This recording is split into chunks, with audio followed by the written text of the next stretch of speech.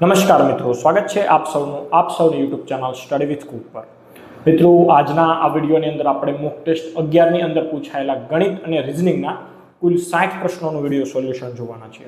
હવે જે મિત્રો ચેનલ પર નવા છે તો એમને એક વખત જણાવી દેવાનું કે ભાઈ આપણે અગાઉ જે 1 થી 10 મોક ટેસ્ટ લીધેલી છે તો એની અંદર પૂછાયેલા ગણિત રિઝનિંગના જે પ્રશ્નો હોય છે એનું વિડીયો સોલ્યુશન આપણે ઓલરેડી અપલોડ કરેલું છે। હવે પરીક્ષાને જ્યારે 1 વીકની વાર છે તો એ સમયે સ્વાભાવિક છે કે કોઈ નવી મોક ટેસ્ટ સિરીઝ જોઈન કરવાની કે વધારે મોક ટેસ્ટ આપવાની કોઈ જરૂર નથી। તમે જે વસ્તુ વાંચી છે, તમે જે મોક ટેસ્ટો આપી છે એનું જ રિવિઝન કરવાનું છે। હવે મારે એક ખાસ એ સજેશન આપવાનું કે અત્યાર સુધીની આપણે જે 10 મોક ટેસ્ટ અને આ હાલ જે છે 11મી, એ ટોટલ 11 મોક ટેસ્ટની અંદર 200 પ્રશ્નો હોય છે, બરાબર છે, 200 તો આ 2200 પ્રશ્નો તમારે ખાસ એક વખત જોઈ લેવાના છે। પરીક્ષાની અંદર એવું થશે કે ભાઈ આવા જ પ્રશ્નો, આની આસપાસના પ્રશ્નો, ઘણા પ્રશ્નો એવા હશે કે ફક્ત રકમ બદલીને તમને પૂછેલા હશે। એટલે જે લોકોએ 11 મોક ટેસ્ટ આપી છે એમને ખાસ કહેવાનું કે ભાઈ એ તમામ પ્રશ્નો ઉપર એક વખત નજર ફેરવી લે। બીજી વસ્તુ કે ભાઈ ઘણા બધા મિત્રોનું એવું હોય છે કે ભાઈ કોન્ફિડન્સ નથી આવતો, બરાબર, હવે ગભરામણ થાય છે, જેમ જેમ પરીક્ષા નજીક આવતી જાય એમ એવું લાગે કે ભાઈ કંઈ આવડતું નથી, બધું વાંચેલું ભૂલાઈ ગયું છે। તો આવા વિચારો જે છે, હવે પરીક્ષાની અંદર તમે આવા વિચારો સાથે જાઓ એટલે એક નેગેટિવ ઇમ્પેક્ટ પડે, કારણ કે માઇન્ડસેટ જે છે પરીક્ષામાં તમે કેવો લઈને જાઓ એ પણ મહત્વનું છે। માઇન્ડસેટના લીધે તમારે 4 થી 5 માર્કનો ફેર પડી જાય। જો તમે એક પોઝિટિવ માઇન્ડસેટ સાથે પરીક્ષામાં જશો તો તમને ડેફિનેટલી 4-5 માર્ક્સ વધુ મળશે। સેમ એવી જ રીતે જો તમે નેગેટિવ માઇન્ડસેટ સાથે પરીક્ષામાં જશો તો તમારે 2-5 માર્ક્સનો ત્યાં નેગેટિવ થઈ શકે છે। એટલે આવું ના થાય એના માટે આપણે 10 જૂનના રોજ તમામ લોકો માટે, બરાબર છે, એવી મોક ટેસ્ટ કન્ડક્ટ કરવાના છે તમામ લોકો। હવે હમણાં જ મેં કીધું કે ભાઈ મોક ટેસ્ટ વધારે ના આપવી જોઈએ, પણ આજે 10 જૂનના રોજ આપણે જે મોક ટેસ્ટ લઈશું તો ખાસ એવી રીતે આપણે તૈયાર કરેલી છે કે જે લોકોએ સારી તૈયારી કરેલી હશે અને એ લોકો એ ટેસ્ટ આપશે તો એમનું સ્કોરિંગ સારું થશે, એમને આત્મવિશ્વાસમાં પણ વધારો થશે। આપણે જેમ પીએસઆઈની જે રીતની પરીક્ષા હતી તો પૂછાઈ શકે એ રીતના ઇઝી પ્રશ્નો અને એક લેવલવાળા, ક્વોલિટીવાળું પ્રશ્નપત્ર આપણે આપશું અને મને એવું લાગે છે કે એ જ પ્રકારનું પ્રશ્નપત્ર ત્યાં તમારે આવી શકે।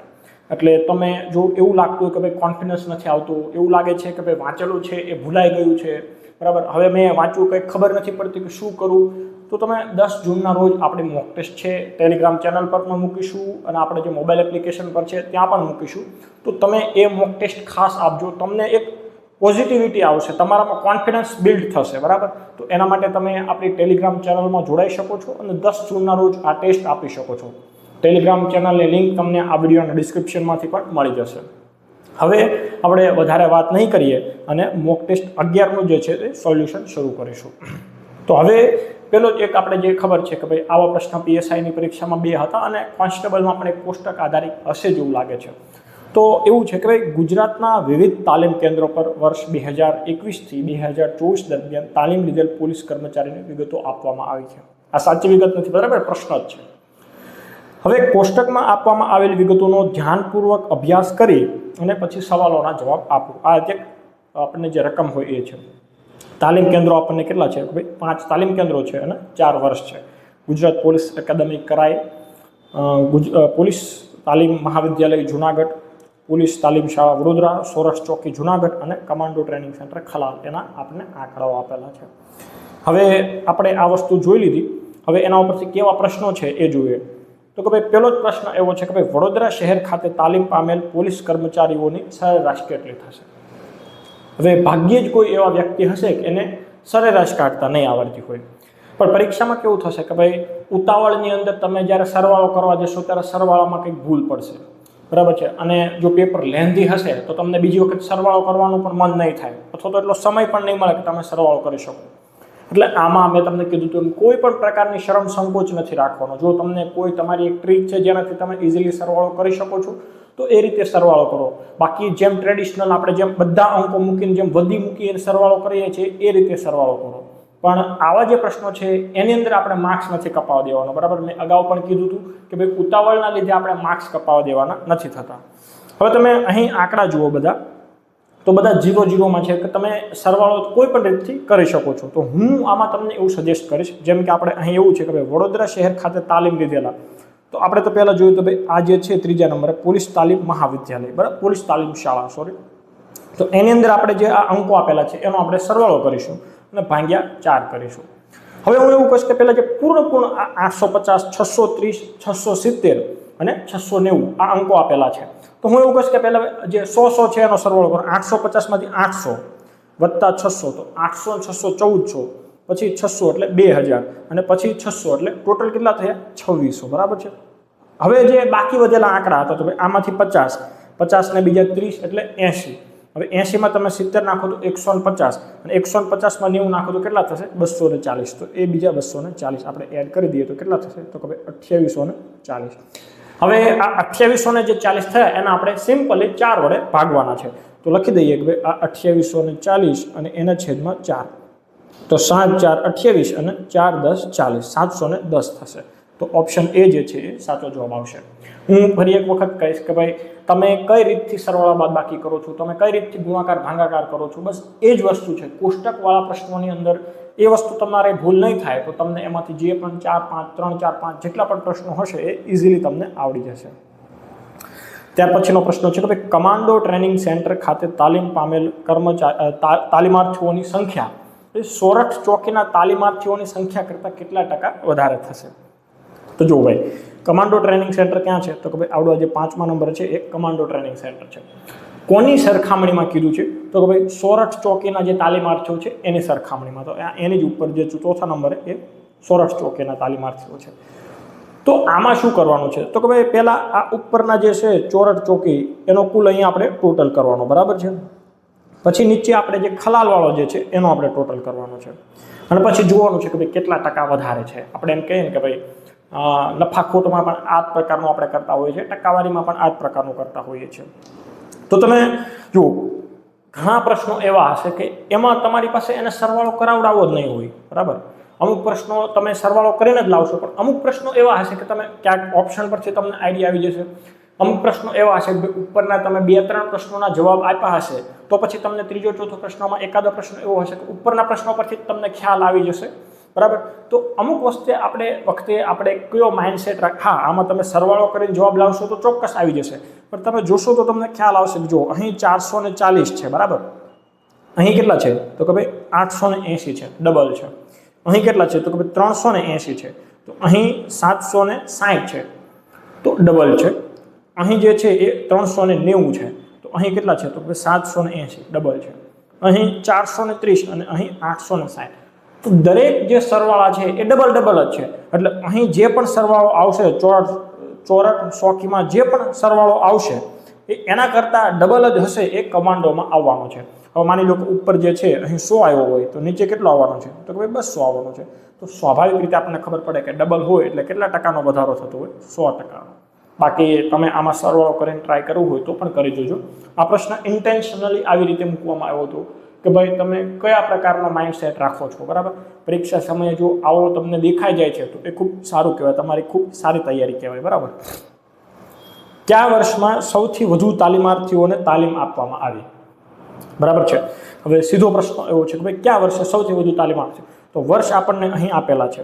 હવે આપણે તમામનો સરવાળો કરી નાખવાનો અને પછી જોવાનું કે ભાઈ કયા વર્ષમાં સૌથી વધારે તાલીમાર્થીઓ છે. બરાબર છે. તો જોઈએ હવે આમાં તમે જુઓ કે ભાઈ 2021 છે તો એની અંદર અંકો મોટા છે. બરાબર છે. 800 થી નીચે એક જ છે અહીં આપણે જે છે 400 વાળું, પણ તમે જુઓ તો દરેક જગ્યાએ ઓછો છે. એટલે આપણે તો બધાનો જ સરવાળો કરવાનો છે, પણ કોનો સરવાળો નથી કરવો એ આપણને હલકો ખ્યાલ આવી જાય. હવે 2021ની સરખામણીમાં તમે 2023 જુઓ કે ભાઈ એક બે વખત એવા છે કે 800 પાસે પહોંચ્યા છે અને એક વખત 1000 પાસે, બાકી બધા નીચે છે. એટલે જોઈએ ત્યાં જ ખબર પડી જાય કે 840, 1060, 850 આ બધા 800 ઉપર છે ખાલી એક. એટલે 2023 કરતાં તો 21માં વધારે જ હશે. સેમ એવું કે ભાઈ 2024માં જે છે તમે જોઈ શકો છો કે ભાઈ 800, 900 પછી બધા 600. તો આપણે એક વખત બધાનો પહેલાં સરવાળો જ કરી જોઈએ. બરાબર. એટલે આપણે પ્રોપર આઈડિયા જ આવી જાય. આમાં બધા પછી નજીકના લાગે પણ હોય પણ ના પણ હોય. બરાબર. તો મેં તમને કીધું કે ભાઈ સરવાળો આપણે કઈ રીતે કરશું? ભાઈ પૂરેપૂરા અંકો છે એ લઈ લેવાના. તો કે ભાઈ અહીં જે છે એ 800, પછી અહીંયા 1000 એટલે 1800. 1800માં બીજા આપણે નાખવાના છે કેટલા તો કે ભાઈ 800 એટલે થશે 2600. 2600માં 400 નાખો એટલે 3000 અને 3000માં બીજા 800 નાખો એટલે કેટલા થશે તો કે ભાઈ 3800 થયા.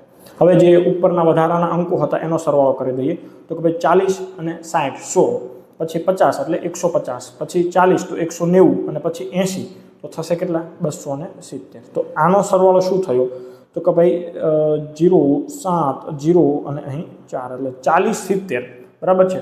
તો 2021માં કેટલા છે તો કે ભાઈ 40 70. ચલો 4000 કરતાં ઉપરનો અંક આવી ગયો છે. હવે આપણે 2022નો પણ સરવાળો કરી લઈએ. આમ તો જોઈએ ત્યાં જ ખ્યાલ આવે છે કે ભાઈ 23 24 કરતાં તો 21 22ના વધારે છે, પણ આપણે એક વખત સરવાળો કરીએ તો ભાઈ એટલે સરવાળો આ રીતે કરવાનો એ પણ તમને ખ્યાલ આવશે બરાબર. 900 છે, પછી અહીં કેટલા છે 1100 એટલે થઈ ગયા 2600. પછી એમાં બીજા 300 એડ કરો એટલે 2900 અને આમાં 700 એડ કરશો એટલે કેટલા થશે તો કે ભાઈ 3600 થશે બરાબર છે. હવે આપણે એમાં ઉપરની જે સંખ્યાઓ છે એને એડ કરીએ તો કે ભાઈ 50 ને 50 100, પછી 30 એટલે 130, પછી એમાં 80 એડ કરવાના છે એટલે 210 અને પછી 60 એટલે 270. તો અહીં કર્યા આપણે 270. સરવાળો કરી દઈએ તો ભાઈ 70 8 અને અહીં આવ્યા 38 70. તો જે 2022માં ટોટલ કેટલા થાય છે તો કે ભાઈ 38 70. તો એક વસ્તુ તો આપણને ખબર પડી ગઈ કે ભાઈ 2022ના જે છે એ વધારે એને કરતાં વધારે છે જ્યારે 2021માં. આ વસ્તુ આપણને ખબર પડી ગઈ છે. 2023ના તો ઓછા જ છે એ આપણને દેખીતી રીતે ખ્યાલ આવી જાય છે. 2024ના એક વખત આપણે ટ્રાય કરી જોઈએ. 2023 24માં 24ના વધારે લાગે છે એટલે આપણે એના ટ્રાય કરીએ છીએ. તો સરવાળો કરીએ ભાઈ 900, ભાઈ 900માં બીજા 800 એડ કરો 1700, 1700માં બીજા તમે 600 એડ કરો એટલે 2300, 2300 ને 400 કેટલા થાય છે 2700 અને 2700માં બીજા આપણે જ્યારે 800 એડ કરીએ તો કેટલા થાય છે 3500. તો અહીં આપણે લખી દીધા આ 3500. હવે ઉપરના જે અંકો વધ્યા તો અહીં 60, 60 ને 80 140, 140માં બીજા 90 એડ કરો એટલે કેટલા થશે 230, પછી બીજા 30 એટલે 260 અને એ 260ની અંદર આમાં બીજા 60 એડ કરો એટલે કેટલા થશે 320. તો આપણે અહીં એડ કરી દઈએ છીએ 320. તો અહીં 8 આ 20 અને અહીં તો અહીં થાય છે 3820.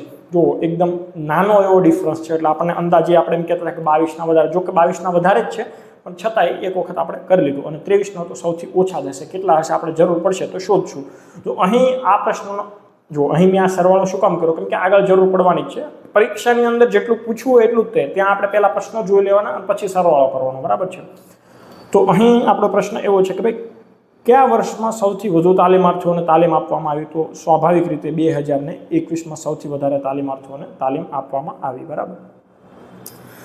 તાલીમાર્થીઓની સંખ્યાને આધારે વર્ષને ઉતરતા ક્રમમાં ગોઠવો બરાબર. એટલે અહીંયા સરવાળો તો આપણે કરવો જ પડે. તો એક વસ્તુ તો ફાઇનલ થઈ ગઈ કે 2021માં સૌથી વધુ તાલીમાર્થીઓ હતા એટલે 22 વાળો જવાબ નથી આવવાનો. ત્યાર પછી આપણને ખબર છે કે ભાઈ 2024 જે હતા તો આપણે જોયું હતું કે 2024માં 3820 છે જ્યારે અહીં 3870 એટલે પછી બીજા ક્રમે શું આવશે તો કે ભાઈ 2022. 2021 પછી 2022 હોય એવો આ બે ઓપ્શન છે એટલે અહીં આ પણ નીકળી ગયો. હવે આપણને ખબર છે કે આપણે જોયું હતું કે આ 23નો તો સૌથી ઓછા જ છે બરાબર છે, દેખાઈ આવે છે બરાબર. એક વખત સરવાળો કરવો હોય તો કરી નાખો. 700 છે, 700 900 1600માં બીજા આપણે 600 એડ કરીએ તો 2200, 2200 ને 300 2500 અને 2500માં બીજા નાખો એટલે કેટલા થશે 700 એડ કરીએ એટલે 3200 અને આમાં તમે બીજા ગમે એટલા એડ કરો 3800 પાસે પહોંચવાનું નથી એટલે 2023ના સૌથી ઓછા હશે એટલે ઓપ્શન બી છે એ સાચો જવાબ બને છે. ચલો ત્યાર પછીનો આગળનો પ્રશ્ન જોઈએ કે કયા ટ્રેનિંગ સેન્ટરમાં સૌથી વધુ તાલીમાર્થીઓને તાલીમ આપવામાં આવી હશે? હવે એક વખત આપણે ઊભા ટોટલ કર્યા, હવે આડા ટોટલ કરવાના. પણ મેં તમને કીધું એમ કે ભાઈ દરેક વખતે એવું જરૂરી નથી કે ભાઈ પેપર સેટર તમારી પાસે સરવાળો જ કરાવવા માંગતો હોય, જોવા માંગતો હોય કે ભાઈ તમે કેટલું એનાલિસિસ કરી શકો છો. તો તમે અહીં આંકડા જોશો તો તમને આ આંકડાઓ જે છે પોલીસ તાલીમ મહાવિદ્યાલય જૂનાગઢના તમે જોઈ શકો છો. ઓલમોસ્ટ 1000 ઉપર તો બે છે અને બીજા રીતે 900ની આસપાસ છે. એટલા આંકડા કોઈના છે જ નહીં ઉપર. તમે જુઓ 800 900 700 600 એટલે તમે આમ ઉપરથી ખાલી નજર ફેરવો ને તો તમને ખબર પડી જાય કે પોલીસ તાલીમ મહાવિદ્યાલય જૂનાગઢ જે છે એમાં સૌથી વધારે ટોટલ થાય. પછી દરેક જગ્યાએ આપણે ટોટલ કરવા બેસવાનું નથી. હા, એક વસ્તુ ખાસ કહું કે ભાઈ આપણે પેપર કેવું છે એનું પણ જોવાનું, પેપરની માંગ કઈ રીતનું છે એ પણ જોવાનું. જો પેપર લેન્ધી છે, સમય ઘટે એવું છે તો પછી અહીં આ પ્રકારની અપ્રોચ રાખવાની કે ઉપરથી તમે જોયું અહીં દેખાઈ જ આવે છે કે ભાઈ મોટા મોટા સરવાળા છે. પણ જો પેપરમાં તમારી પાસે સમય જ સમય છે બરાબર, સાવ નવરા છો 2 કલાકની અંદર પેપર પૂરું થઈ ગયું છે તો પછી આવું ક્રોસ વેરીફાઈ કરતું રહેવાનું, જોતું રહેવાનું કે ભાઈ કમ્પ્લીટ જ છે ને. પેપર સરળ હોય ને ત્યારે આવું ધ્યાન રાખવાનું છે બરાબર. ત્યાર પછીનો પ્રશ્ન છે કે જો x - 1/x બરાબર 7 હોય તો x² - 1/x² કેટલા થશે? હવે આનું વિસ્તરણ આપણે જે સૂત્ર હોય છે કે ભાઈ x + y² એમાંથી આપણે પછી એને 2ab વડે ભાગીએ અને પછી ધારે અને એ રીતે કરીએ તો આખી એક રીત એ પણ છે બરાબર. તમારે એ જોવી હશે તો આપણે એ પણ મૂકશું બરાબર. પણ અહીં તો આનું એક સૂત્ર જ છે અને પરીક્ષા સમયે આનું આ પ્રશ્ન જે છે સીસીની પરીક્ષામાં બહુ પૂછાતો હતો અને અહીં પણ કદાચ પૂછાઈ શકે. તો અહીં આપણે કઈ રીતે કરીશું તો કે ભાઈ n² + 2 બરાબર છે. હવે અહીં સૂત્ર એવું છે કે પ્લસ ઓર માઇનસ આવે કે ભાઈ અહીં n² જે છે તો +or-2 કરવાના હોય. રકમની અંદર અહીં માઇનસ હોય તો તમારે અહીં પ્લસ કરવાના, જો રકમમાં અહીં પ્લસ આપેલા હોય તો તમારે અહીં માઇનસ કરવાના. આ એક રૂલ છે. આપણને રકમમાં શું આપેલું છે તો કે ભાઈ માઇનસ. હવે n એટલે શું લેવાનું તો કે ભાઈ x - 1/x ની જે વેલ્યુ હોય એને આપણે x લઈ લેવાની અથવા તો n લઈ લેવાની છે બરાબર છે. તો n² 7 નો વર્ગ કેટલો થશે તો કે ભાઈ 49. અહીં આપણે એડ કરવાના છે કેટલા તો કે ભાઈ 2. તો 49 માં 2 એડ કરીએ તો કેટલા થશે 51. તો અહીં 51 જે છે ઓપ્શન એ સાચો જવાબ બને છે. હવે આ પ્રશ્ન કે ભાઈ વર્ગમૂળની અંદર 5 વત્તા વર્ગમૂળની અંદર 5 વત્તા એના વર્ગમૂળની અંદર 5 એમ ઇન્ફિનિટી સુધી જાય તો શું આવશે? આ થઈ ગયો સિલેબસ બહારનો પ્રશ્ન. આપણે તો શું શીખેલા છીએ તો કે ભાઈ વર્ગમૂળની અંદર આપણને 30 વત્તા વર્ગમૂળની અંદર આપણને 30 વત્તા વર્ગમૂળની અંદર આપણને 30 આવું ઇન્ફિનિટી સુધી હોય તો આપણે કહી દઈએ કે આનો જવાબ 6 આવશે. અહીં માઇનસ હોય તો આપણે એને કહી દઈએ કે જવાબ 5 આવશે. કેમ? કારણ કે આપણે એવું જ શીખ્યા છે કે જ્યારે કોઈ સંખ્યા વર્ગમૂળની અંદર હોય વર્ગમૂળની અંદર એમ અનંત સુધી તો આપણે જોવાનું કે ભાઈ એ સંખ્યા કઈ બે ક્રમિક સંખ્યાઓનો ગુણાકાર છે. તો આપણને ખબર છે કે ભાઈ 5 6 30 કરીએ બે ક્રમિક સંખ્યાઓ છે, સરવાળો 30 આવી જાય છે. પણ એવી સંખ્યા જ્યારે વર્ગમૂળમાં આવે કે એ કોઈ ક્રમિક સંખ્યાનો ગુણાકાર જ ના હોય ત્યારે બરાબર. અહીં મેં તમને આપી દીધા છે ભાઈ 5, તો હમણાં મેં તમને 6 આપેલા હોત કે અહીં 6 તો તમે મને ઇઝીલી કહી દેત કે ભાઈ 6 છે તો 2 × 3 કરીએ તો 6 આવે વત્તાની નિશાની મોટો અંક જવાબ. પણ હું તમને અહીં 7 આપી દઉં તો, હું તમને અહીં 8 આપી દઉં તો, હું તમને અહીં 10 આપી દઉં તો કન્ફ્યુઝન થાય બરાબર છે. તો પ્રશ્ન કદાચ જો એડવાન્સમાં જવું હોય તો આવો પૂછી શકે. તો અહીં આપણે શું કરવાનું છે તો કોઈ પણ આપણે જે 5 આપણે ક્રમિક ગુણાકાર કરીએ છીએ તો એમાં પણ એક ઇનડાયરેક્ટલી એક સૂત્રનો જ ઉપયોગ થાય છે બરાબર છે. તો એ સૂત્ર શું છે તો કે ભાઈ √1 + 4a અહીં આવશે +or-1 અને આના છેદમાં 2. સૂત્ર જોવામાં થોડુંક વિચિત્ર લાગે છે પણ ખૂબ સરળ છે અને આના ઉપરથી જ જવાબ આવે છે. તો પહેલાં આપણે આનો જવાબ ચેક કરી લઈએ. હવે એ તો એની વેલ્યુ શું લેવાની તો કે ભાઈ અહીં જે વર્ગમૂળની અંદર જે સંખ્યા આપી હોય એ આપણે લઈશું. તો આપણે જોઈએ કે ભાઈ 4 × 5 = 20 થશે કેમ કે અહીં 5 આપેલા છે અને 20 + 1 એટલે √21 બરાબર છે.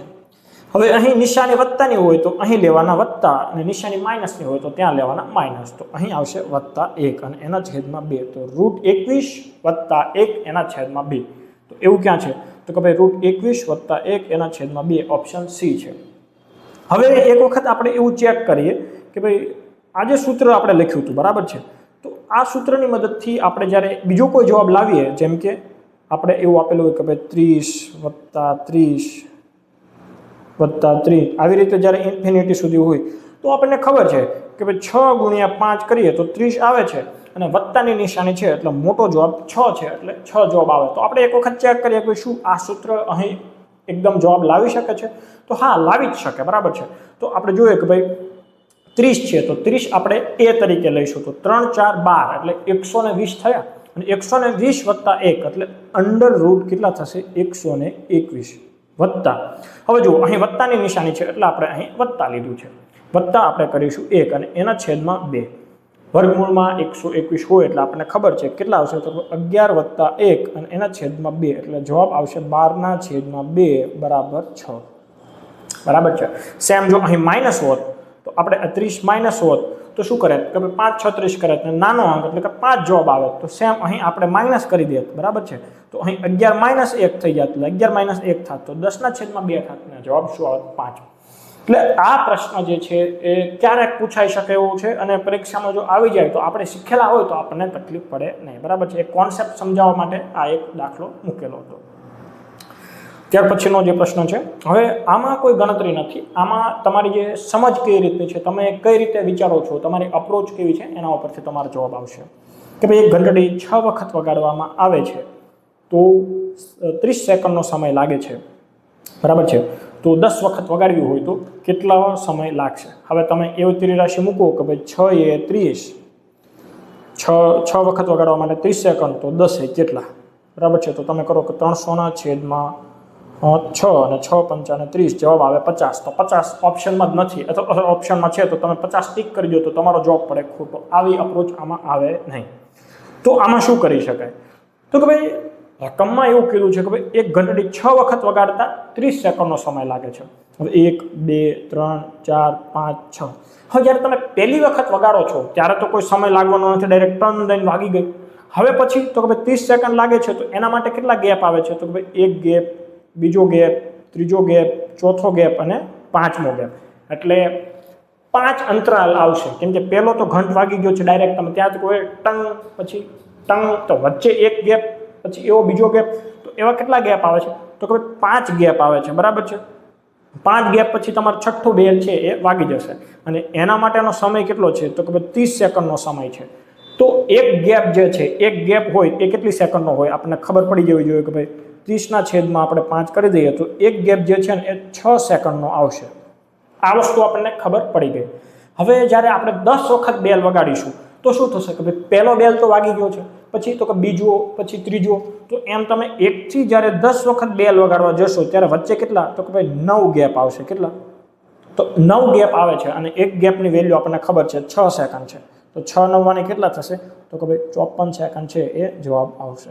હજી એક વખત કહું કે કદાચ કોઈને એવો પ્રશ્ન થાય કે ભાઈ આ 9 ગેપ ક્યાંથી આવ્યા? તો જુઓ, આ 1 2 3 4 5 6 7 8 9 અને 10. હવે તમે ગેપની સંખ્યા ગણજો. પહેલો બેલ તો વાગી ગયો એટલે ત્યાં કોઈ ગેપ નહીં આવે. 1 થી 2 વચ્ચે 1, પછી 2 થી 3 1, 3 થી 4 1, 4 થી 5 1, 5 થી 1 6, 6 થી 1 7 થી 8, 8 થી 9 અને 10. ગણી લો કેટલા થાય છે? 1 2 3 4 5 6 7 8 અને 9. તો આ રીતે 9 આવ્યો. આમ તો પેપર સોલ્યુશનમાં એટલું ડીપમાં જવાનું ના હોય, પણ આપણે કોન્સેપ્ટ પર બિલીવ કરીએ છીએ. આ પ્રશ્ન આવે તો આપણે જે લોકોએ આ જોયો હોય તો એના તો એટલીસ્ટ માર્ક્સ ના જ કપાય એ રીતની આપણે અપ્રોચ લઈને આગળ ચાલીએ છીએ. હવે ત્યાર પછીનો પ્રશ્ન છે અને ખૂબ સારો પ્રશ્ન છે અને આવા પ્રશ્ન જે છે એકદમ સ્કોરિંગ, કે ભાઈ એક વખત પાટિયા બેસી ગયા તો પછી આગળના તમને બોનસમાં જે 3-4 પ્રશ્નો આવે લઈ લેવાના. તો પ્રશ્ન કંઈક એવો છે કે ભાઈ એક ઇમારતમાં 3 માળ છે, 2 3 અને 4 આવા માળ છે બરાબર છે. કુલ 13 ફ્લેટ છે. તો એ વસ્તુ આપણે ખાસ ધ્યાન રાખવાની કે ભાઈ 13 ફ્લેટ છે. 5 ફ્લેટમાં કોઈ રહેતું નથી એટલે 5 ફ્લેટ જે છે એ ખાલી. બાકીના ફ્લેટમાં કોણ કોણ રહે છે? તો કે ભાઈ 3 મેનેજર રહે છે. તો ચલો લખી દઈએ કે ભાઈ 3 મેનેજર, 2 શિક્ષકો રહે છે તો 2 જે છે ટીચર આપણે ટી કહી દઈએ, 2 વકીલો રહે છે તો અહીં આપણે 2 વકીલ કહી દઈએ અને 1 ડૉક્ટર રહે છે તો અહીં આપણે 1 ડૉક્ટર કહી દઈએ. તો આ વસ્તુ અહીં સુધીને આપણે ક્લિયર કરી દીધું. હવે દરેક માળે ઓછામાં ઓછા 3 ફ્લેટ તો છે જ બરાબર, એટલે 3 થી ઓછા ફ્લેટ તો એક પણ માળમાં નથી. ચલો આ વસ્તુ આપણે ખાસ ધ્યાન રાખશું. દરેક માળે 6 થી વધુ ફ્લેટ પણ નથી, એટલે કોઈ માળ એવો પણ નથી કે જ્યાં 6 કરતાં વધારે ફ્લેટ હોય. એટલે ઓછામાં ઓછા 3, વધુમાં વધુ 6 ફ્લેટ થવા જોઈએ. એક જ વ્યવસાયના 2 વ્યક્તિઓ કોઈ માળે રહેતા નથી. એનો મતલબ એવો થયો કે ભાઈ 2 ડૉક્ટર એક માળે નહીં હોય, 2 મેનેજર એક માળે નહીં હોય, 2 શિક્ષક કદી એક માળે નહીં હોય, બધા અલગ અલગ જ રહેશે બરાબર છે. ચલો આ વસ્તુ પણ આપણે સમજી લીધી. તો આપણે જેટલું કીધું છે એટલું આપણે કરતા જઈએ. હવે માની લો કે 3 માળ છે તો આપણે અહીં જે છે એ 3 માળ ડ્રો કરી દઈએ બરાબર છે. ચલો આ 1 માળ, આ બીજો માળ અને આ ત્રીજો માળ. તો આ જે છે આ બીજો માળ અહીં આપણને લખ્યું છે ભાઈ 1 2 3 નથી, બીજો, ત્રીજો અને ચોથો માળ છે. તો કહી દઈએ કે આ છે બીજો માળ, આ છે ત્રીજો માળ અને આ છે ચોથો માળ. હવે આપણને એવું કીધું છે કે ભાઈ કોઈ સમાન વ્યવસાયના વ્યક્તિઓ એક માળ પર રહેતા નથી. હવે આપણને ખબર છે કે ભાઈ મેનેજર કેટલા છે? 3 છે. એક વસ્તુ આપણને ખબર પડી ગઈ. તો એ તો 3 માળ એક જ સેટ થશે. શું કામ? કારણ કે જો એક જગ્યાએ આપણે 2ને બેસાડીએ તો એ સમાન વ્યવસાયના વ્યક્તિઓ એક માળે થઈ જાય છે. એટલે એનો મતલબ એવો થયો કે ભાઈ મેનેજરનું સ્થાન ફિક્સ થઈ ગયું કે ભાઈ 3 મેનેજર છે એ એક જગ્યાએ એક માળે એક ફ્લેટ છે એ રોકી લેવાના છે. એટલે આપણે આ 3 મેનેજરનું કામ હવે આપણે પૂરું કરી દીધું બરાબર છે. તો હવે પછી શું કહે છે? તો કે ભાઈ બીજા માળે 4 ફ્લેટમાંથી, હવે એનો મતલબ એવો છે કે બીજા માળે કેટલા ફ્લેટ હશે? 4 ફ્લેટ. તો આ એક ફ્લેટ થઈ ગયો, તો હજુ આપણે આ બીજો, ત્રીજો અને આ ચોથો, તો આ 4 ફ્લેટ આપણે બનાવી દીધા છે. 4 ફ્લેટમાંથી 1 વકીલ રહે છે. તો આપણે અહીં એવું કહી દઈએ કે ભાઈ આ જે છે એ 1 વકીલ રહે છે. તેનો ફક્ત એક જ પડોશી છે. તો એનો એક પડોશી તો ઓલરેડી બેસી જ ગયેલો છે, કોણ? તો કે ભાઈ મેનેજર. એનો મતલબ ફક્ત એક જ પડોશી છે. એનો મતલબ શું? તો કે હવે આ બંને જે ફ્લેટ છે એ ખાલી છે, એટલે ખાલી ફ્લેટમાં આપણે ચોકડી બનાવી દઈએ છીએ, બરાબર છે. તો બીજા માળનું આખું કામ પૂરું થઈ ગયું. ક્યાં સુધીમાં? તો કે ભાઈ અહીં સુધીમાં. આગળનો વાંચીએ તો એક વકીલ બીજા વકીલની નીચેના એક માળે રહે છે. તો અહીં તો એક મેનેજર હતો જ તે, તો એની બાજુમાં પણ બીજો કોણ આવે છે? તો કે ભાઈ અહીં એક આવે છે વકીલ. તો આ આપણે અહીં લખી દીધું છે, બરાબર છે. પછી શું કહે છે? તો ભાઈ ડૉક્ટર કોઈ વકીલનો પડોશી નથી. ડૉક્ટર કેટલા છે? તો કે ભાઈ એક જ ડૉક્ટર છે. હવે જુઓ બીજા માળનું તો ફિક્સ થઈ ગયું છે. હવે જુઓ અહીં એ આવી શકે આ ત્રીજા માળે, પણ એમાં શું કીધું? ભાઈ વકીલનો તો પાડોશી થવું નથી, એટલે સીધી રીતે જે ડૉક્ટર જે છે એ અહીં આવી જશે ચોથા માળે. તો આ વાત પણ અહીં થઈ ગઈ છે. પછી શું કહે છે? તો કે ભાઈ ત્રીજા માળે કોઈ ફ્લેટ ખાલી નથી. હવે તમને એવું કીધું કે ત્રીજો માળ જે છે ને ત્યાં કોઈ ફ્લેટ ખાલી નથી. તો હવે તમે જુઓ કે આપણી પાસે ફ્લેટ કેટલા છે? તો કે ભાઈ ટોટલ 13 ફ્લેટ આપણે કરવાના છે, બરાબર છે. અને અહીં ફ્લેટ કેટલા થયા? તો કે ભાઈ 1 2 3 4. બીજા માળો તો આખું ફિક્સ થઈ ગયેલું છે. પછી 5 6 અને અહીં 7 અને 8, એટલે હજુ આપણે 5 ફ્લેટ જે છે ને એ ઘટે છે. હવે રકમ તો બધી પૂરી થઈ ગઈ છે, પણ હવે શું? તો કઈ જગ્યાએ કેટલા ફ્લેટ રાખવાના? તો આપણને રકમની અંદર કીધું હતું કે ભાઈ કોઈ પણ માળ એવો નથી કે જ્યાં 3 થી ઓછા ફ્લેટ હોય. તો હવે તમે જુઓ અહીં જે છે આપણને એવું કીધું કે ભાઈ ત્રીજા માળે એક પણ ફ્લેટ ખાલી નથી. તો એનો મતલબ એવો કે ભાઈ ઓછામાં ઓછું તમે લઈને ચાલો ને તો અહીં એક ફ્લેટ તમારે લેવો પડશે. શું કામ? કારણ કે જુઓ અહીં તમે 2 ફ્લેટ પણ લઈ લો, 3 ફ્લેટ પણ લઈ લો, કોઈ પણ લઈ લો, પણ હું તમને ઓછામાં ઓછું એક શું કામ કહું છું એ પણ તમને સમજાવું કે ભાઈ મિનિમમ 3 ફ્લેટ તો આપણે કરવાના જ છે. તો ચલો એવું વિચારો અહીં એક ફ્લેટ હોય. હવે તમે જો બેસાડવાના બાકી કોણ છે? તો કે ભાઈ જો 2 વકીલ જે છે એ સેટ થઈ ગયા, એટલે આપણે 2 વકીલ કાઢી દીધા, 2 ડૉક્ટરે કાઢી દીધા. હવે 2 શિક્ષકો વધ્યા છે. હવે હું અહીં એક હજુ પણ વધારી શકું. એને તો ઓછામાં ઓછા કીધા ને, હું હજુ એક વધારી દઉં. હું 4 કરવા હોય તો, પણ તો એનું એક તકલીફ એ આવે કે ભાઈ બંને શિક્ષકો કદી એક માળ ઉપર આવવાના નથી. તો એક શિક્ષક તો ઉપર નીચે તમારે બેસાડવો પડે, એટલે તમારે અહીં ફક્ત એક જ જગ્યા લેવાની રહેશે. અને ત્યાં કોણ આવશે? તો કે ભાઈ ત્યાં આવશે ટી આવશે, બરાબર છે. તો આ ટીને મેં અહીં બેસાડી દીધું. ઉપર આપણે શિક્ષકને શું કામ નહીં બેસાડીએ? કેમ કે ત્યાંનું બધું કમ્પ્લીટ આપણે કરી દીધું છે, એટલે અહીં શિક્ષક નહીં આવે. એટલે વધે છે કોણ? તો કે ભાઈ શિક્ષક એક અહીં વધશે, તો એ ટી અહીં થઈ ગયું. હવે આપણે ખાલી ફ્લેટનું પણ જોવાનું ને કે ભાઈ 5 ફ્લેટ ખાલી છે, તો આપણી પાસે હજુ 2 ફ્લેટ ખાલી આવ્યા. તો હવે અહીં 1 2 અને 3 આ જે 3 ફ્લેટ હશે એ હશે ખાલી. તો આ આખો ડાયાગ્રામ અહીં બને છે. મેં તમને સમજાવવા માટે બનાવ્યો એટલે એટલી વાર લાગી, બાકી આ ડાયાગ્રામ 1 મિનિટની અંદર બની જાય એવો છે. ખૂબ સરળ છે, ખાલી તમે બધી વસ્તુઓને સાથે લઈને ચાલવાનો પ્રયાસ કરવાનો છે, બરાબર છે. તો હવે પ્રશ્ન એવો છે કે ચોથા માળે કેટલા ફ્લેટ ભરાયેલા હશે? તો આ જે છે એ ચોથો માળ છે, બરાબર છે. અને અહીં કેટલા ફ્લેટ? તો કે ભાઈ આ પહેલાંની કોપી લઈ લઈએ, એટલે આપણે આગળ પણ આ રીતનું જ્યારે કરવાનું આવે તો આ પ્રશ્ન આખું પછી ફરીથી ત્યાં બનાવવો ના પડે, બરાબર. તો એક કોપી લઈ લીધી. ચોથા માળે કેટલા ફ્લેટ ભરાયેલા છે? તો કે ભાઈ આપણે જોઈ શકીએ છીએ MDT, તો 3 ફ્લેટ જે છે એ ભરાયેલા છે. તો સી ઓપ્શન છે એ સાચો જવાબ બનશે, બરાબર છે.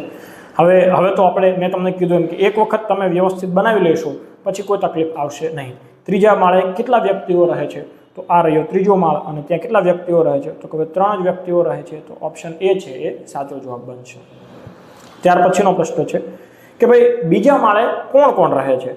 તો આપણે જોઈ શકીએ છીએ કે ભાઈ બીજો માળ જે છે ત્યાં કોણ કોણ રહે છે? તો કે ભાઈ મેનેજર અને વકીલ રહે છે. તો ક્યાં છે ભાઈ મેનેજર અને વકીલ? તો કે ભાઈ ઓપ્શન સી છે, વકીલ અને મેનેજર. આ વસ્તુ એક વખત તમે બેસાડી દેશો એટલે પછીના જે જવાબ આપવાની તમને એટલી મજા આવશે, તમને એવું લાગશે કે દરેક પ્રશ્ન જે છે એ બોનસ રૂપે તમને માર્ક્સ આપે છે, બરાબર છે. વકીલનો પાડોશી કોણ છે? તો વકીલનો પાડોશી તમે જુઓ, વકીલ અહીં છે તો મેનેજર છે અને એક શિક્ષક છે. ઉપર એ વકીલનો જે પાડોશી છે એ મેનેજર જ છે, એટલે ટૂંકમાં વકીલ ઉપરનો લ્યો કે નીચેનો લ્યો બંને લઈ લો તો વકીલનો પાડોશી કોણ આવશે? મેનેજર અને શિક્ષક. તો મેનેજર અને શિક્ષક એ બંને એના પાડોશી છે, બરાબર છે. હવે આ જે પ્રશ્ન છે કે ભાઈ 1500 પોલીસ કર્મચારી એક ટ્રેનમાં યાત્રા કરે છે, 22 કોન્સ્ટેબલ વચ્ચે એક PSI હોય તો કુલ PSIની સંખ્યા કેટલી થશે? હવે આમાં એવું છે કે ભાઈ 22 કોન્સ્ટેબલની વચ્ચે એક PSI છે. હવે રકમની અંદર આમાં એવું છે કે ભાઈ કરવાનું હતું અહીં 22 કોન્સ્ટેબલની વચ્ચે 3 PSI. હવે એવું કરશો ને તો જ આમાં જવાબ આવશે, બાકી જવાબ આવશે નહીં. એનું કારણ શું છે કે ભાઈ 22 કોન્સ્ટેબલ અને એક PSI લો તો 23 જણનું એક જૂથ બનશે, અને તમે એ 23 જણના જૂથને જ્યારે 1500 વડે ભાગશો ત્યારે તમારો જે જવાબ જે છે એ બધા પોઈન્ટમાં આવવા મળશે, બરાબર છે। એટલે કેમ, શું કામ? કારણ કે 23 એક અવિભાજ્ય સંખ્યા છે, બરાબર। આપણને ખબર છે 2 3 5 7 11 13 17 19 23 અને 29, પછી 23 તમે આ 1500માં કે તમે એને નિશેષ ભાગી શકશો નહીં, એટલે આ રીતનો જો પ્રશ્ન હોય તો જવાબ શક્ય નથી। એટલે પ્રશ્ન એ રીતનો બનાવવાનો હતો કે 22 કોન્સ્ટેબલની વચ્ચે કેટલા પીએસઆઈ છે, તો કે ભાઈ 3 પીએસઆઈ છે। હવે આપણે ટ્રાય કરીએ, જે આપણે ઓનલાઈન મોબાઈલ એપ્લિકેશનની અંદર આ જે પ્રશ્ન છે એ, તો એની અંદર આપણે ગ્રેસ રહેશે કારણ કે અહીં ટાઈપિંગ મિસ્ટેક છે, બરાબર છે। તો આપણે જોઈએ તો કે ભાઈ 22 કોન્સ્ટેબલની વચ્ચે કેટલા પીએસઆઈ છે, તો કે ભાઈ 3 પીએસઆઈ છે, એટલે 22 વત્તા 3, તો એક જૂથ બને છે, તો એક જૂથની અંદર કેટલા જણ છે, તો કે ભાઈ 25 જણ થશે, બરાબર છે, કુલ 25 વ્યક્તિઓ થશે। તો પહેલા આપણે એ ચેક કરી લઈએ કે ભાઈ જૂથ કેટલા બને છે, તો કે ભાઈ આપણે એ ચેક કરવું હોય તો કઈ રીતે, તો કે 1500 અને 1500ના છેદમાં આપણે કરી દઈએ કેટલા, તો કે 25, તો 25 400 અને 15 ગુણ્યા 4 એટલે કેટલા થશે, 15 દુ 30 ને અહીં 60। તો જૂથ આપણને મળી ગયા છે કેટલા, તો કે ભાઈ 60 જૂથ છે।